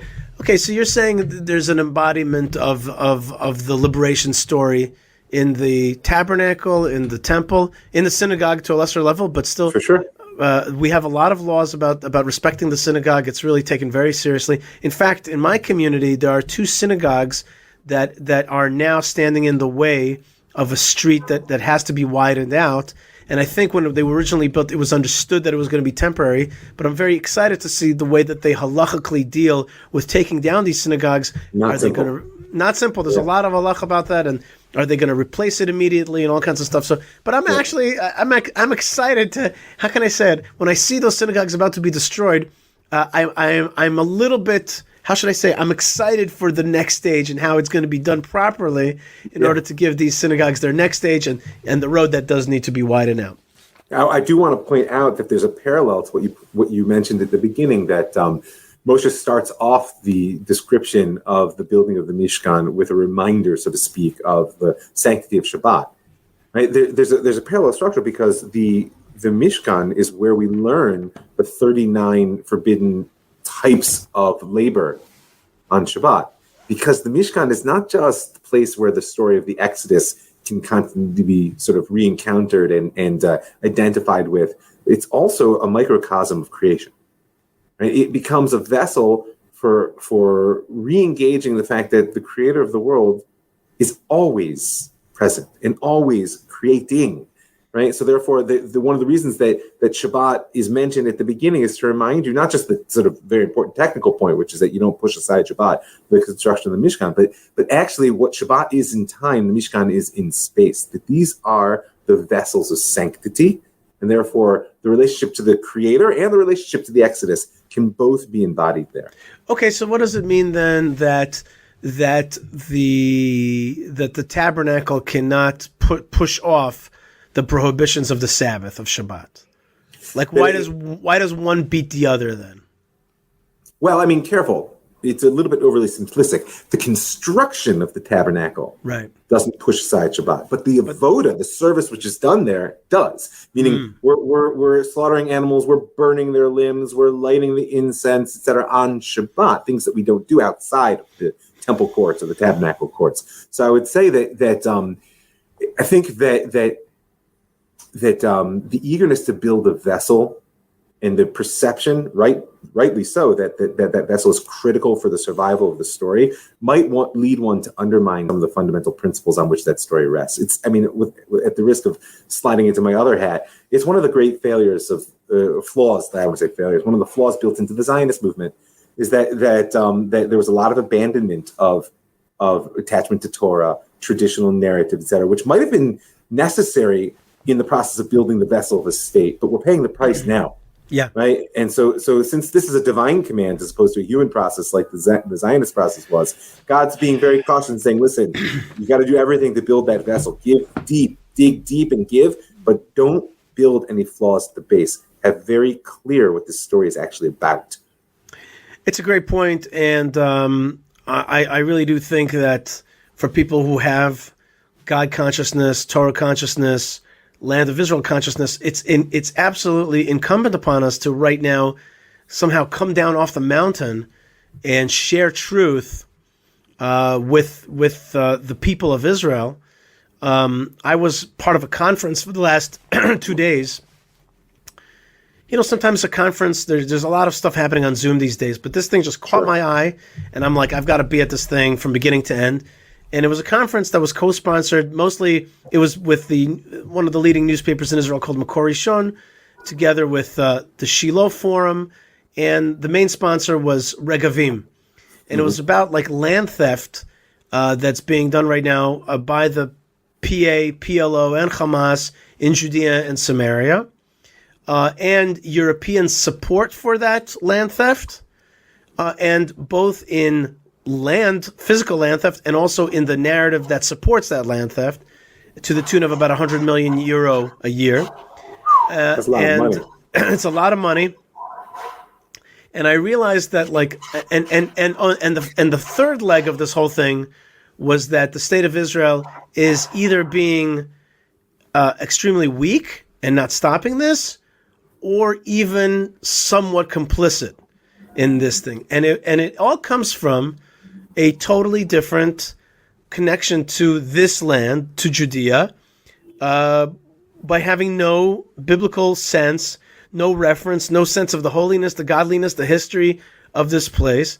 And that is a byproduct of what you were saying before, which is the building of Zionism as this thing that's supposed to create a haven for the Jewish people, but the religious biblical connection is not there. And so therefore, when you've established the bridgehead of a safe zone for Jewish existence, the rest doesn't matter that much. It puts me in mind. I was once visiting my brother in New York City. I went out jogging and I was wearing a Hebron T-shirt. The old Ma'azum Tamid, like the, and I'm running along. And of course, who comes? It's very funny. It was like a construction worker who says, "Hey, is that Hebrew?" I said, "Yeah." He's like, God bless Israel." Oh, beautiful. And then there's this Israeli, literally, like stops me as I'm running. Says, "It was a Ketuv. It was a Ketuv." And I was so shocked at the attack. He says, "Where's it written? Where's it written? Where's it written? Where's it written? Hebron forever." And I was so shocked at the attack. I didn't even have the presence of mind to say, Reshit? Right. Like, listen, you don't have to love the Bible, but if you're going to ask me where it's written, I've got a pretty easy answer for the whole Judea Samaria thing. Sure. But it's lacking, and once that foundational education and the value structure that goes with it is lacking, so then there are very legitimate concerns. I mean, God forbid, I would never dismiss, the legitimate concerns that are out there in terms of our relationship with the land, the relationship with the Arabs who are living in the land. No, they're very real concerns, but it doesn't undermine the fundamental narrative. Right, the concerns are fine, but the land is being stolen unfairly, and it's happening right before our eyes, and it's going to be what they call a B'chia L'Dorot, a weeping for generations. Weeping for generations. I personally felt at this conference, I was just like, we have to do everything in our power to both hold on to the land, but also teach the value of the story that connects people to this land. Yeah, not just on a political and not on a security level, but on an identity level. Okay, Let's go to Pekude, or Fekude, actually. This is an accounting, and we're going to get to this in a second. You know what? Actually, before we go to that, I changed my mind. We'll go to a different way. I borrowed a book from the Chabad downstairs, which is, there it is. It's Rav Steinsaltz has a wonderful set in Hebrew, which is called Yahadut B'Jeans, which means Judaism wearing jeans.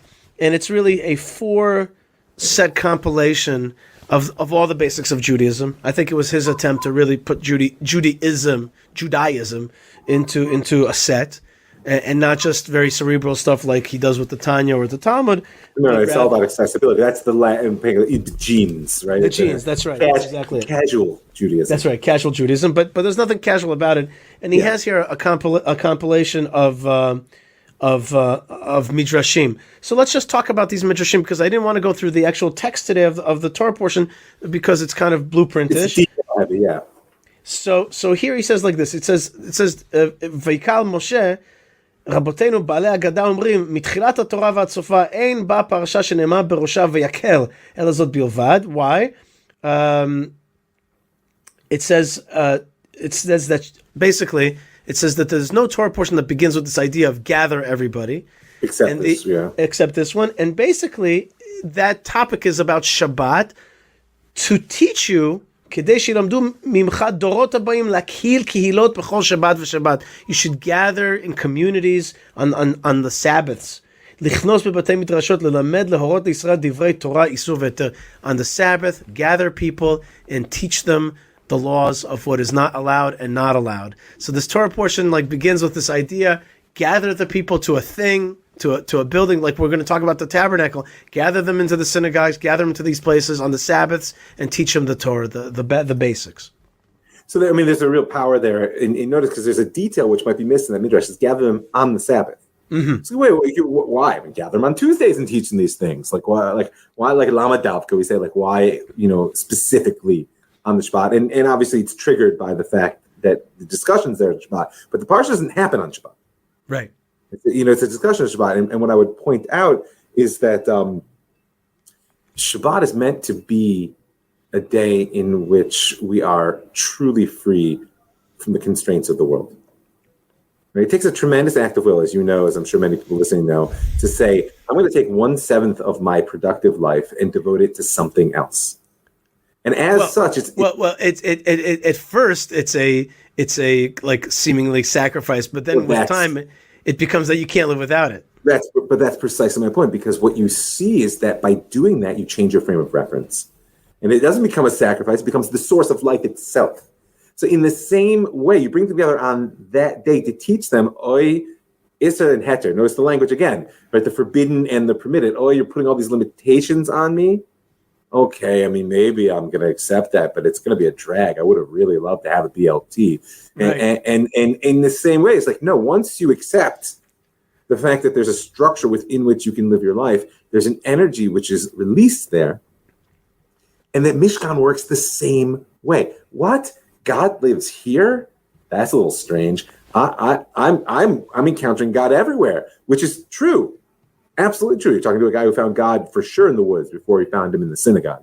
But nonetheless, building the power of the vessel, whether it's in time and Shabbat, whether in action through the mitzvot, or whether in space through the Mishkan, gives a level of focus and depth of engagement which releases the energy of creation in a way in which the freedom that is boundless cannot do.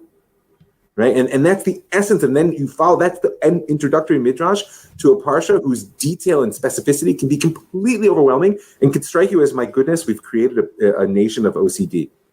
Right? We've created a nation who's only concerned about, wait, how many hooks on each of the boards? I didn't get that. No, that's not what it's about. That's the power that releases the real energy of creation. Again, in time, in space, and in action. And I think people around the world are coming to realization that law and limits structure actually creates freedom. Okay, and let's keep going with that same midrash, which says, "Mikan amru Moshe tiken lahem Yisrael shiyu dorshim beinyano shel yom hilchot Pesach bepesach, hilchot atzeret beatzeret, hilchot החג בחג. אמר משה לישראל, אם אתם עושים כסדר הזה, הקדוש ברוך הוא מעלה עליכם כאילו המלכתם אותי בעולמי." So it says that we learn from here that you're supposed to learn about the holidays and the issues of the time in its time. Learn Passover, prepare for Passover in the time of Passover, prepare for Shavuot in the time of Shavuot, prepare for Sukkot in the time of Sukkot.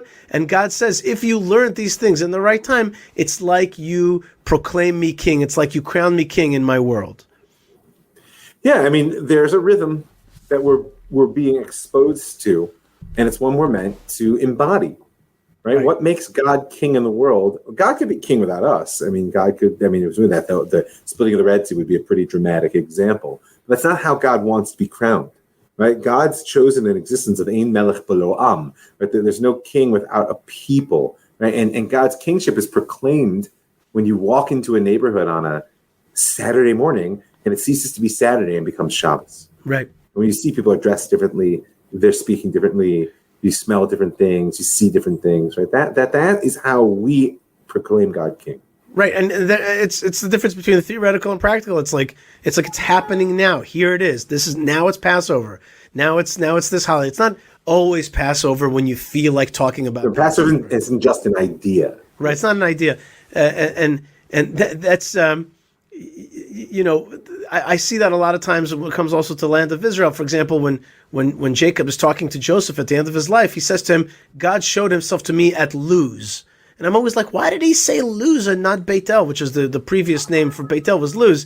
And my answer is that he meant to say the word Beit El, Bethel, is the most, well, I don't know scientifically, but it seems to me the most popular name for churches and towns. And a lot of them out there. There's a lot of Bethels. Why? Because everybody wants to be the house of God. So he says, he could have said, God showed himself to me in the house of God, which is in my heart, which is in my soul. So Jacob did not want that. So he says to him, Hashem nirale beluz. You know where it is? It's grid A7 on this map. You know what I mean? Just north of this and east of that. Right, and it's like that's where it happened. Happened to be that I call the place Beit El, but it's a place. It's a place on the map. Okay, let's go on.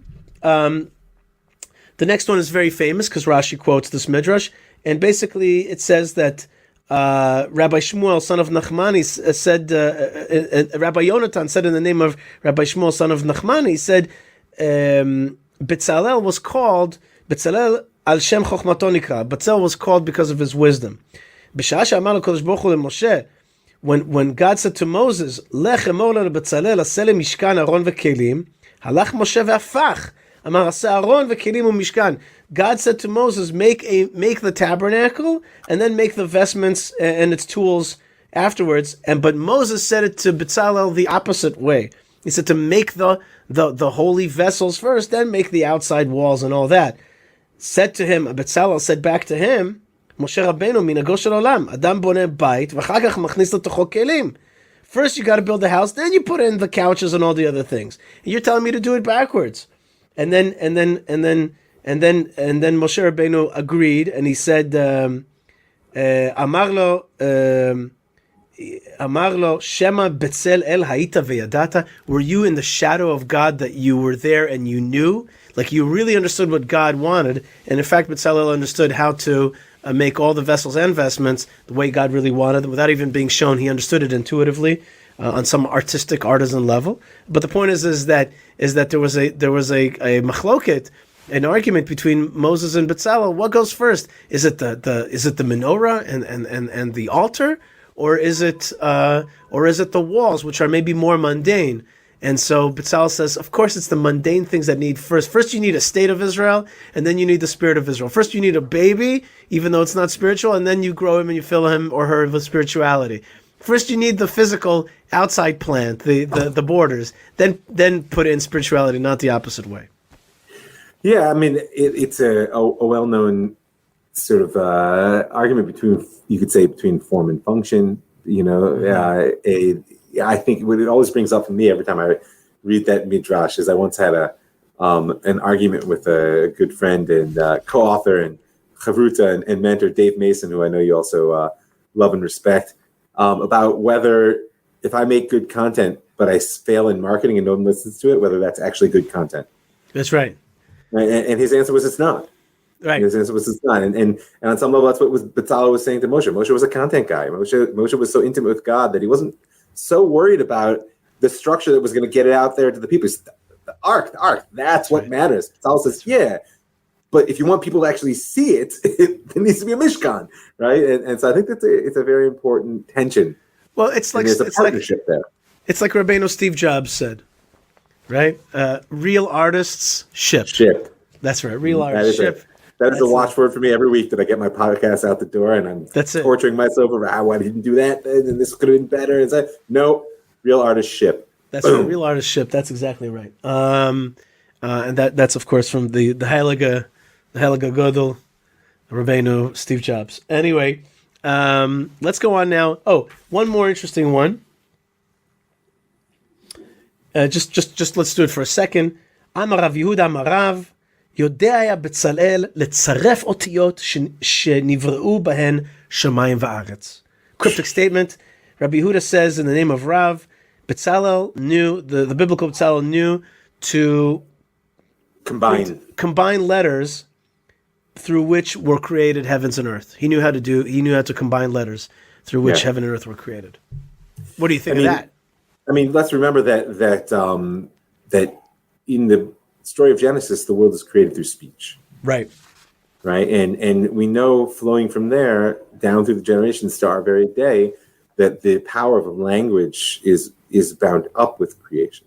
So here, Betzalel, who has been graced with this Ruach Elohim, this divine spirit, and Chochmah Bina and Dat, the wisdom, the understanding, and the knowledge. But the key is he's able to think thoughts in silver and gold.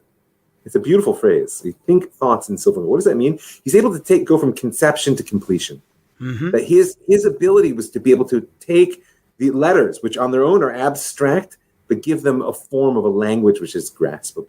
And in that, he's the archetype of the divine artist. And that's how I understand this. Is that emotion? At the end of the day, maybe he saw images from God, maybe he didn't. There's that one story about the God had to show him the menorah, etc. But mostly what he had was words. And so he had to explain to Betzalel what needed to be done. Betzalel was one who was able to actually take that language and make it a lived reality. Very good. And I read also in the Noam Elimelech, whose I think your side was last week, that a tzaddik, a righteous or a real righteous person, he cannot change God's decrees, but he can change the decrees come down in letters. They come down. This such and such person is going to get wealthy, and this one's going to get poor, etc. But he can recombinate the letters. He can recombinate the letters, and so, for example, if somebody has to have nega, which means a plague or some sort of blow, right? Instead, that can be changed into oneg, which is joy. Okay, and so things like that can just be recombinated, and that's the power of the righteous person, that he sees God's will, but he can take those same letters, which with God's will is formed in this earth, and recombine them. Okay, now let's go on to the parsha of Fekude. An accounting is made of the gold, silver, and copper donated by the people for making the Mishkan. So this is the great Torah portion of accountants. Okay, actuaries, accountants, actuaries. That's right. So God bless you guys, and we need you in this world. Yeah, somebody's got to do it, and I always knew it was not going to be me. Me too. But I have good friends who are accountants. Not really. Some of my best friends are accountants. No, accountants are great people, and they really make the world go round. And we'll get to in a second in the Midrashim why there needs to be an accountant. They just grease the wheels. That's right. Well, they make sure that it's not leaking. Machinery. Yeah, they're making them. That's right. Betzalel, Aholiav, and their assistants make the 8 priestly garments, which is the apron, the breastplate, the cloak, the crown. Ooh, the cloak. Crown. They mean that. What they mean the crown? Do they mean seats? The seats. Or they mean the mitzvah. No, because the next one is hat. Hat is the next one. So I think that's the mitzvah. Yeah, that's the seats. We'll talk about that in a second. The sash. A tiara, but that's awkward, right? That's right. Don't want to say that. Sash and the breeches. Breeches? Breeches, i.e. underpants. Okay, yeah. Breeches. That's breeches. That's right. Breeches, not breeches. You do not want breeches in your breeches. Okay, let's stop there. Yeah. According to the specifications communicated to Moses in the Parsha of Tetzaveh, the Mishkan is completed, and all its components are brought to Moses, who erects it and anoints it with holy anointing oil, and initiates Aaron and his 4 sons into the priesthood. A cloud appears over the Mishkan, signifying the divine presence that has come to dwell within it. Okay, so that's really the real end of this Torah portion, and really the book of Exodus is the dwelling of God in the tabernacle. But and that's kind of what I was driving at with that sense of ark, right? I mean, because then the vessel actually is in service. And now the purpose of redemption is to create a space for God to live on earth.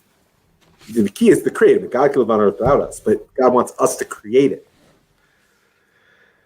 So we're going to get to the Midrashim in a second, but before we do, I just want to stop for a second and say hi to a few people. First thing, Jay White says, Shalom Aleichem, gentlemen. Good to join you both again. My mother is back home now, still recovering from COVID. Thank you for your prayers that she is alive, Baruch Hashem. Yvette Bat Irene, God bless you, Yvette, and so good to have you back home. Refuah Shlema. Simone says, I agree with what you're saying about being back inside the synagogue, but there's definitely a different essence to being outside, able to look up and around at Hashem's creations around us while praying. That's for sure. And Erica says, Yom Tov Chaverim, just looking in for a second, I see your discussion about coffee or tea. I'm a big fan of elite coffee from Eretz Yisrael. All right? So that's good. And Anne says, Shalom from the UK. Hope to catch up with the start later. And we also have Allison. Good morning from Manchester, UK. I don't know if it's because of the time, but we seem to have a lot of folks from the UK. And I mean, the UK has been in I'm coming to us from America right now. It's pretty darn early in the morning. There's been a lot of talk about the UK recently because of the Oprah Winfrey. Oh, right. Yeah, because the royal family thing. The royal family thing. I have to admit that my sort of empathy for the British royal family is kind of low. Really, as a Jew, historically speaking, as a Zionist, like just not overwhelmingly filled with empathy for the British. Speaking of Beit El, they have I think the stone of Scone or something like that. Scone, I don't remember, but like the one of the stones that they have there underneath the chair that they anoint their monarchs is, they claim it's from Beit El, because that's where they claim. We'll take that back. Thank you. Yeah, there's other things in the museum as well, but whatever. At the same time, I actually feel bad for the royal family in this sense. I just think to myself, first thing, I just want to say to the world, come on, guys. There's people starving in Africa. You know what I mean? Like that kind of thing. Like come on. There are more important things. There are people dying from COVID in hospitals. Listen, the sort of the wedding of royalty and celebrity is just a little bit icky in general. It's like, folks, you're wealthy, you're powerful, you'll always have what you need. Can we not angst over it on television? Right. Everything's okay. Like let's go on and talk about let's talk about how we can really help like real people help the world. Yeah. Right. Let's just come on.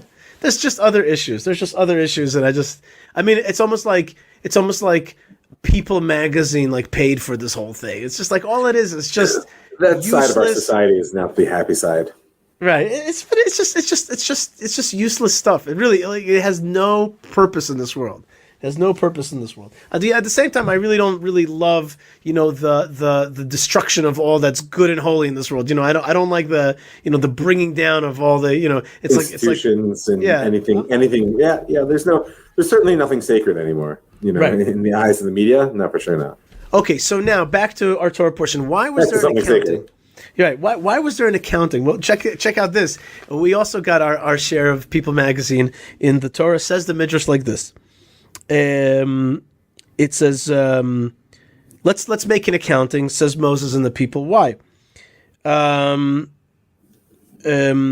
Why does Moses need to make an accounting? It says about Moses, there's nobody as trustworthy in God's house as Moses. They used to talk about him behind his back. All the time. So Rabbi Yitzchak says, what did they say? L'shevach. They used to praise him. Ashrei Yoladato shel, blessed be the woman that gave birth to this man. Kol yamav HaKadosh Baruch Hu medaber imo. Every day God speaks with him. Kol yamav hu mishulam HaKadosh Baruch Hu. His whole days he's whole. All his days he is whole to God. Rabbi Chama amar, but actually Rabbi Chama said, and Chama also maybe is a ode to the word anger, like chema, like anger. Rabbi Chama amar legnai. They used to talk about him negatively. Ayu omrim, look at his neck. Look at his thighs. Shins. Yeah, shins, thighs. Like ochel mishel yudim. He eats from our money. Veshotem mishel yudim. He drinks from our wealth. Kol ma sheyesh lo mina yudim. Everything that he has is from the Jews. He collects taxes and he eats off that. V'chavero mashivo. Adam sheshalat al malachet hamishkan ein ata mevakesh yeh ashir. So his friend says back to him, well, what do you think? If somebody's in charge of all the donations that came to the Mishkan, won't he be rich? Kevan shema Moshe kach, because Moses heard such, amar lahen chayechem. He says, let's. Oh yeah. Oh yeah. Shamishkan nigmar, ani oseh machem cheshbon. When the building of the tabernacle is over, you and I are going to make an accounting, right? So this is a great midrash. You will find no villas in Switzerland. Right.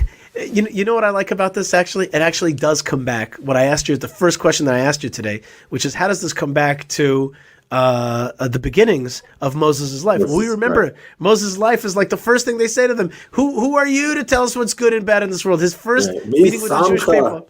Right, misamcha. Right, so you're going to get challenged. And so Moses, at the end of the book of Exodus, the end of the great book of liberation and revelation, says, okay, let's make an accounting. Let's make sure that the money is that I haven't stolen anything from you. And I think that's, on the one hand, it's kind of sad, kind of cynical. On the other hand, very, very Jewish. Like there's something about this was just like, okay, now that we've built God's house, let's make sure that nobody's stolen from one another here.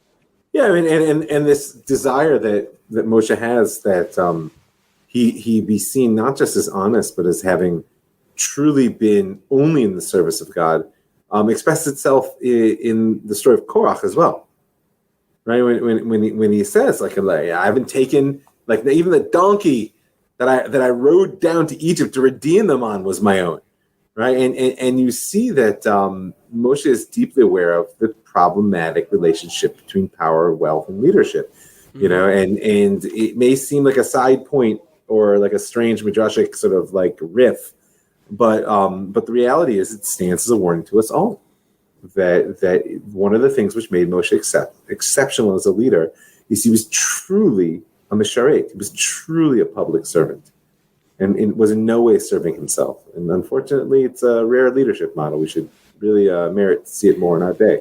Yafet. So we saw a little bit of cynicism about that and about the challenges to his leadership. And there's medrash there. Then there's an answer to that. And the medrash here is very, very long, surprisingly long. I'm not going to read the whole thing. But the medrash basically says that everybody else tried, after they finished building the tabernacle, to put it up. And nobody could do it. Not Right. Bezalel and not Aaron. Nobody could actually do it. The people couldn't do it.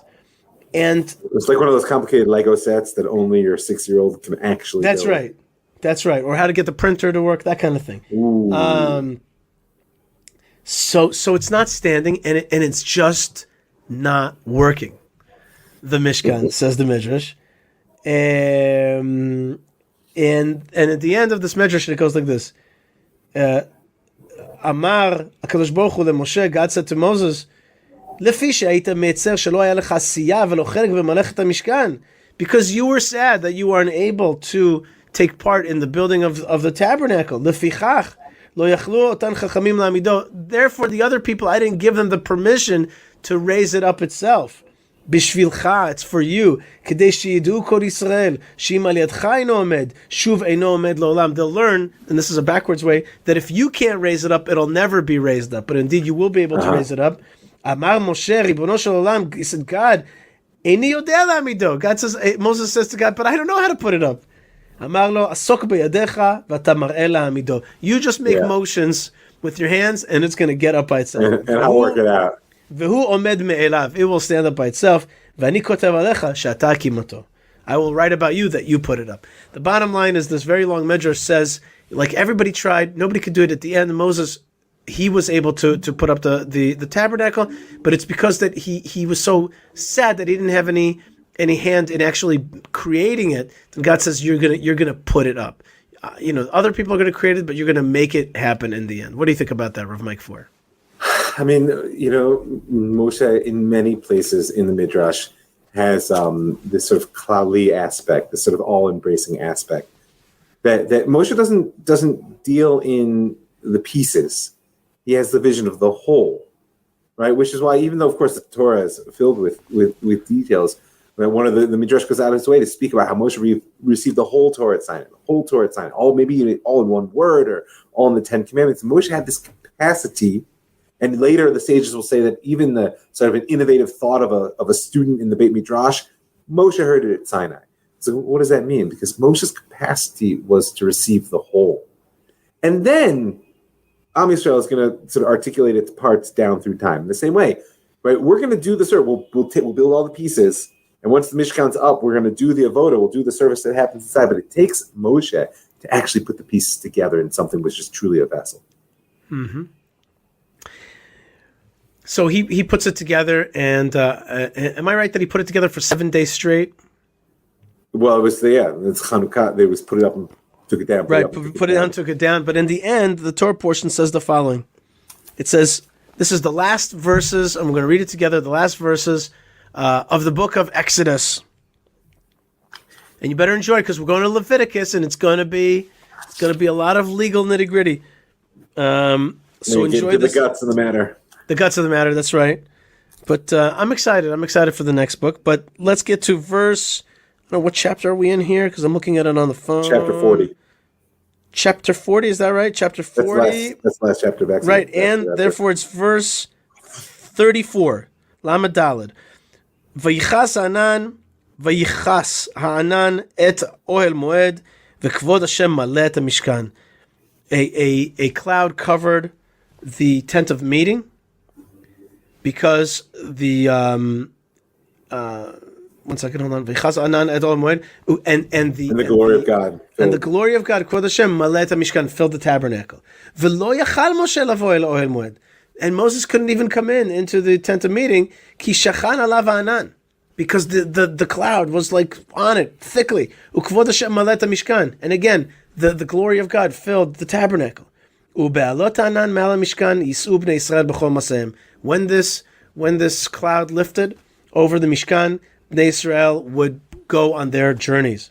V'im lo ya'aleh ha'anan v'lo yis'u ad yom ha'aloto. However, if it did not lift, they did not leave. They did not start their journeys until the cloud left. That was their sign.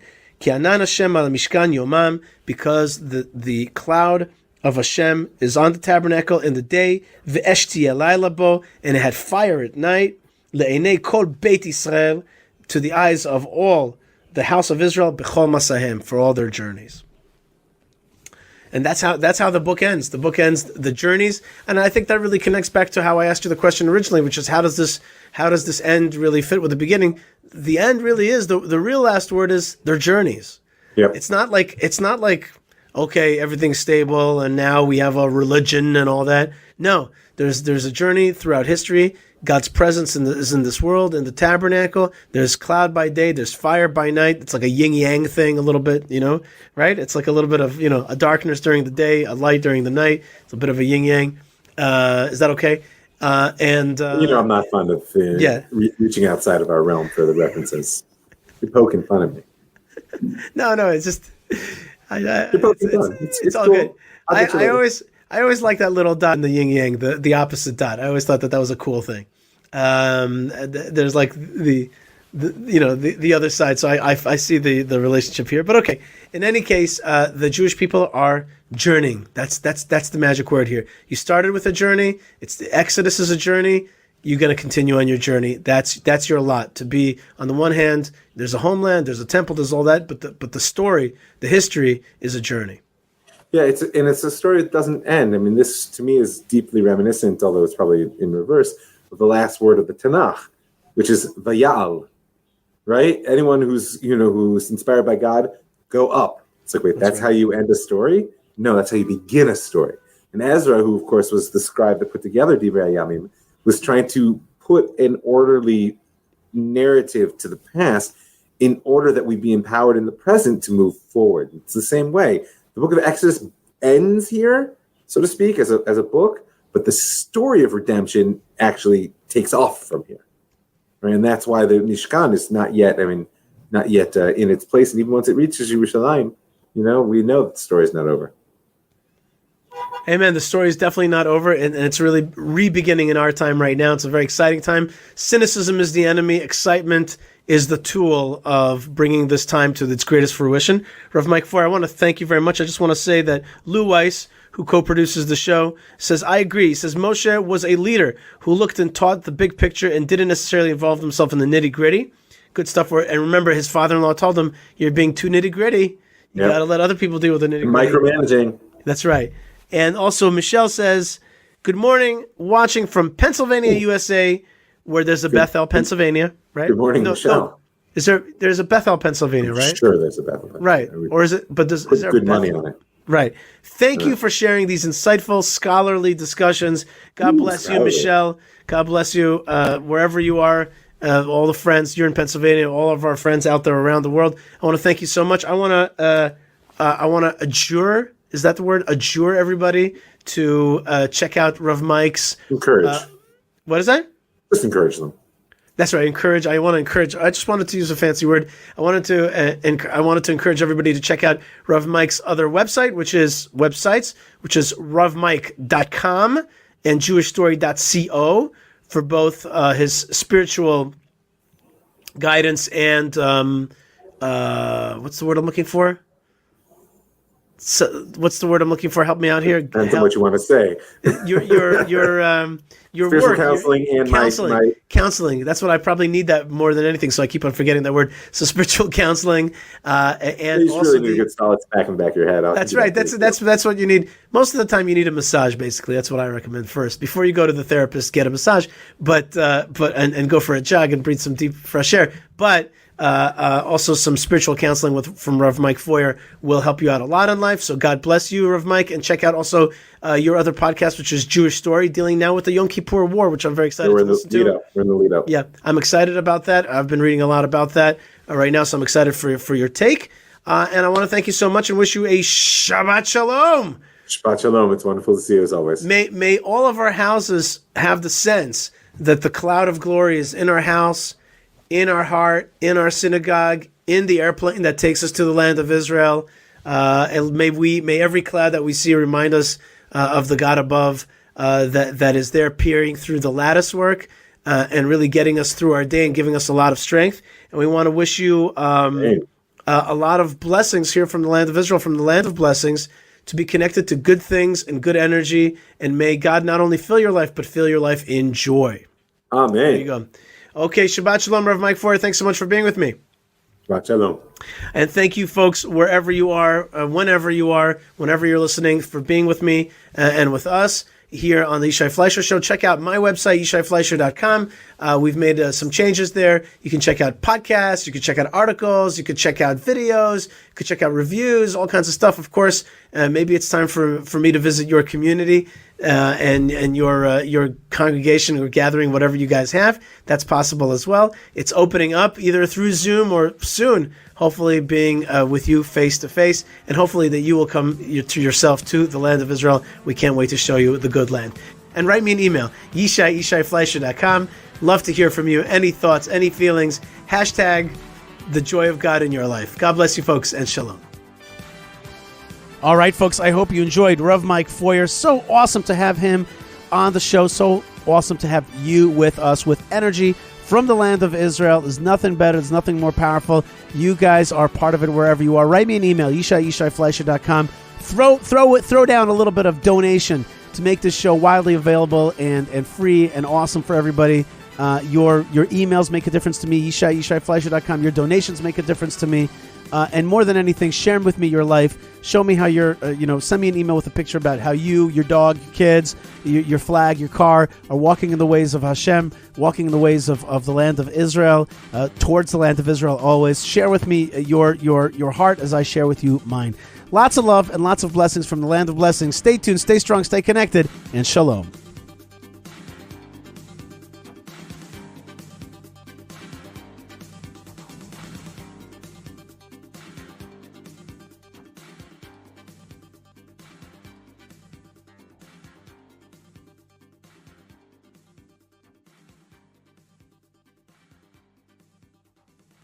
With global instability on the rise, more and more people are turning to God, realizing now they don't exactly know where to look for guidance. The Bible says the guidance will come from the land of Israel. My name is Jeremy Gimpel. A few months ago, we started an online seminar teaching life-changing biblical wisdom revealed from the original Hebrew and straight from the mountains of Judea. What you will discover is that the wisdom transmitted thousands of years ago is speaking directly to us in our time, right now. Join now and get an audio series on the prophecy encoded in the book of Joshua, absolutely for free. Just click on the link below or email fellowship@thelandofisrael.com. I don't know how you found this video or what compelled you to click on that link, but I don't believe in coincidence, and I would encourage you to take the next step on your journey toward the land of Israel. I hope to see you at the Land of Israel Fellowship. Shalom.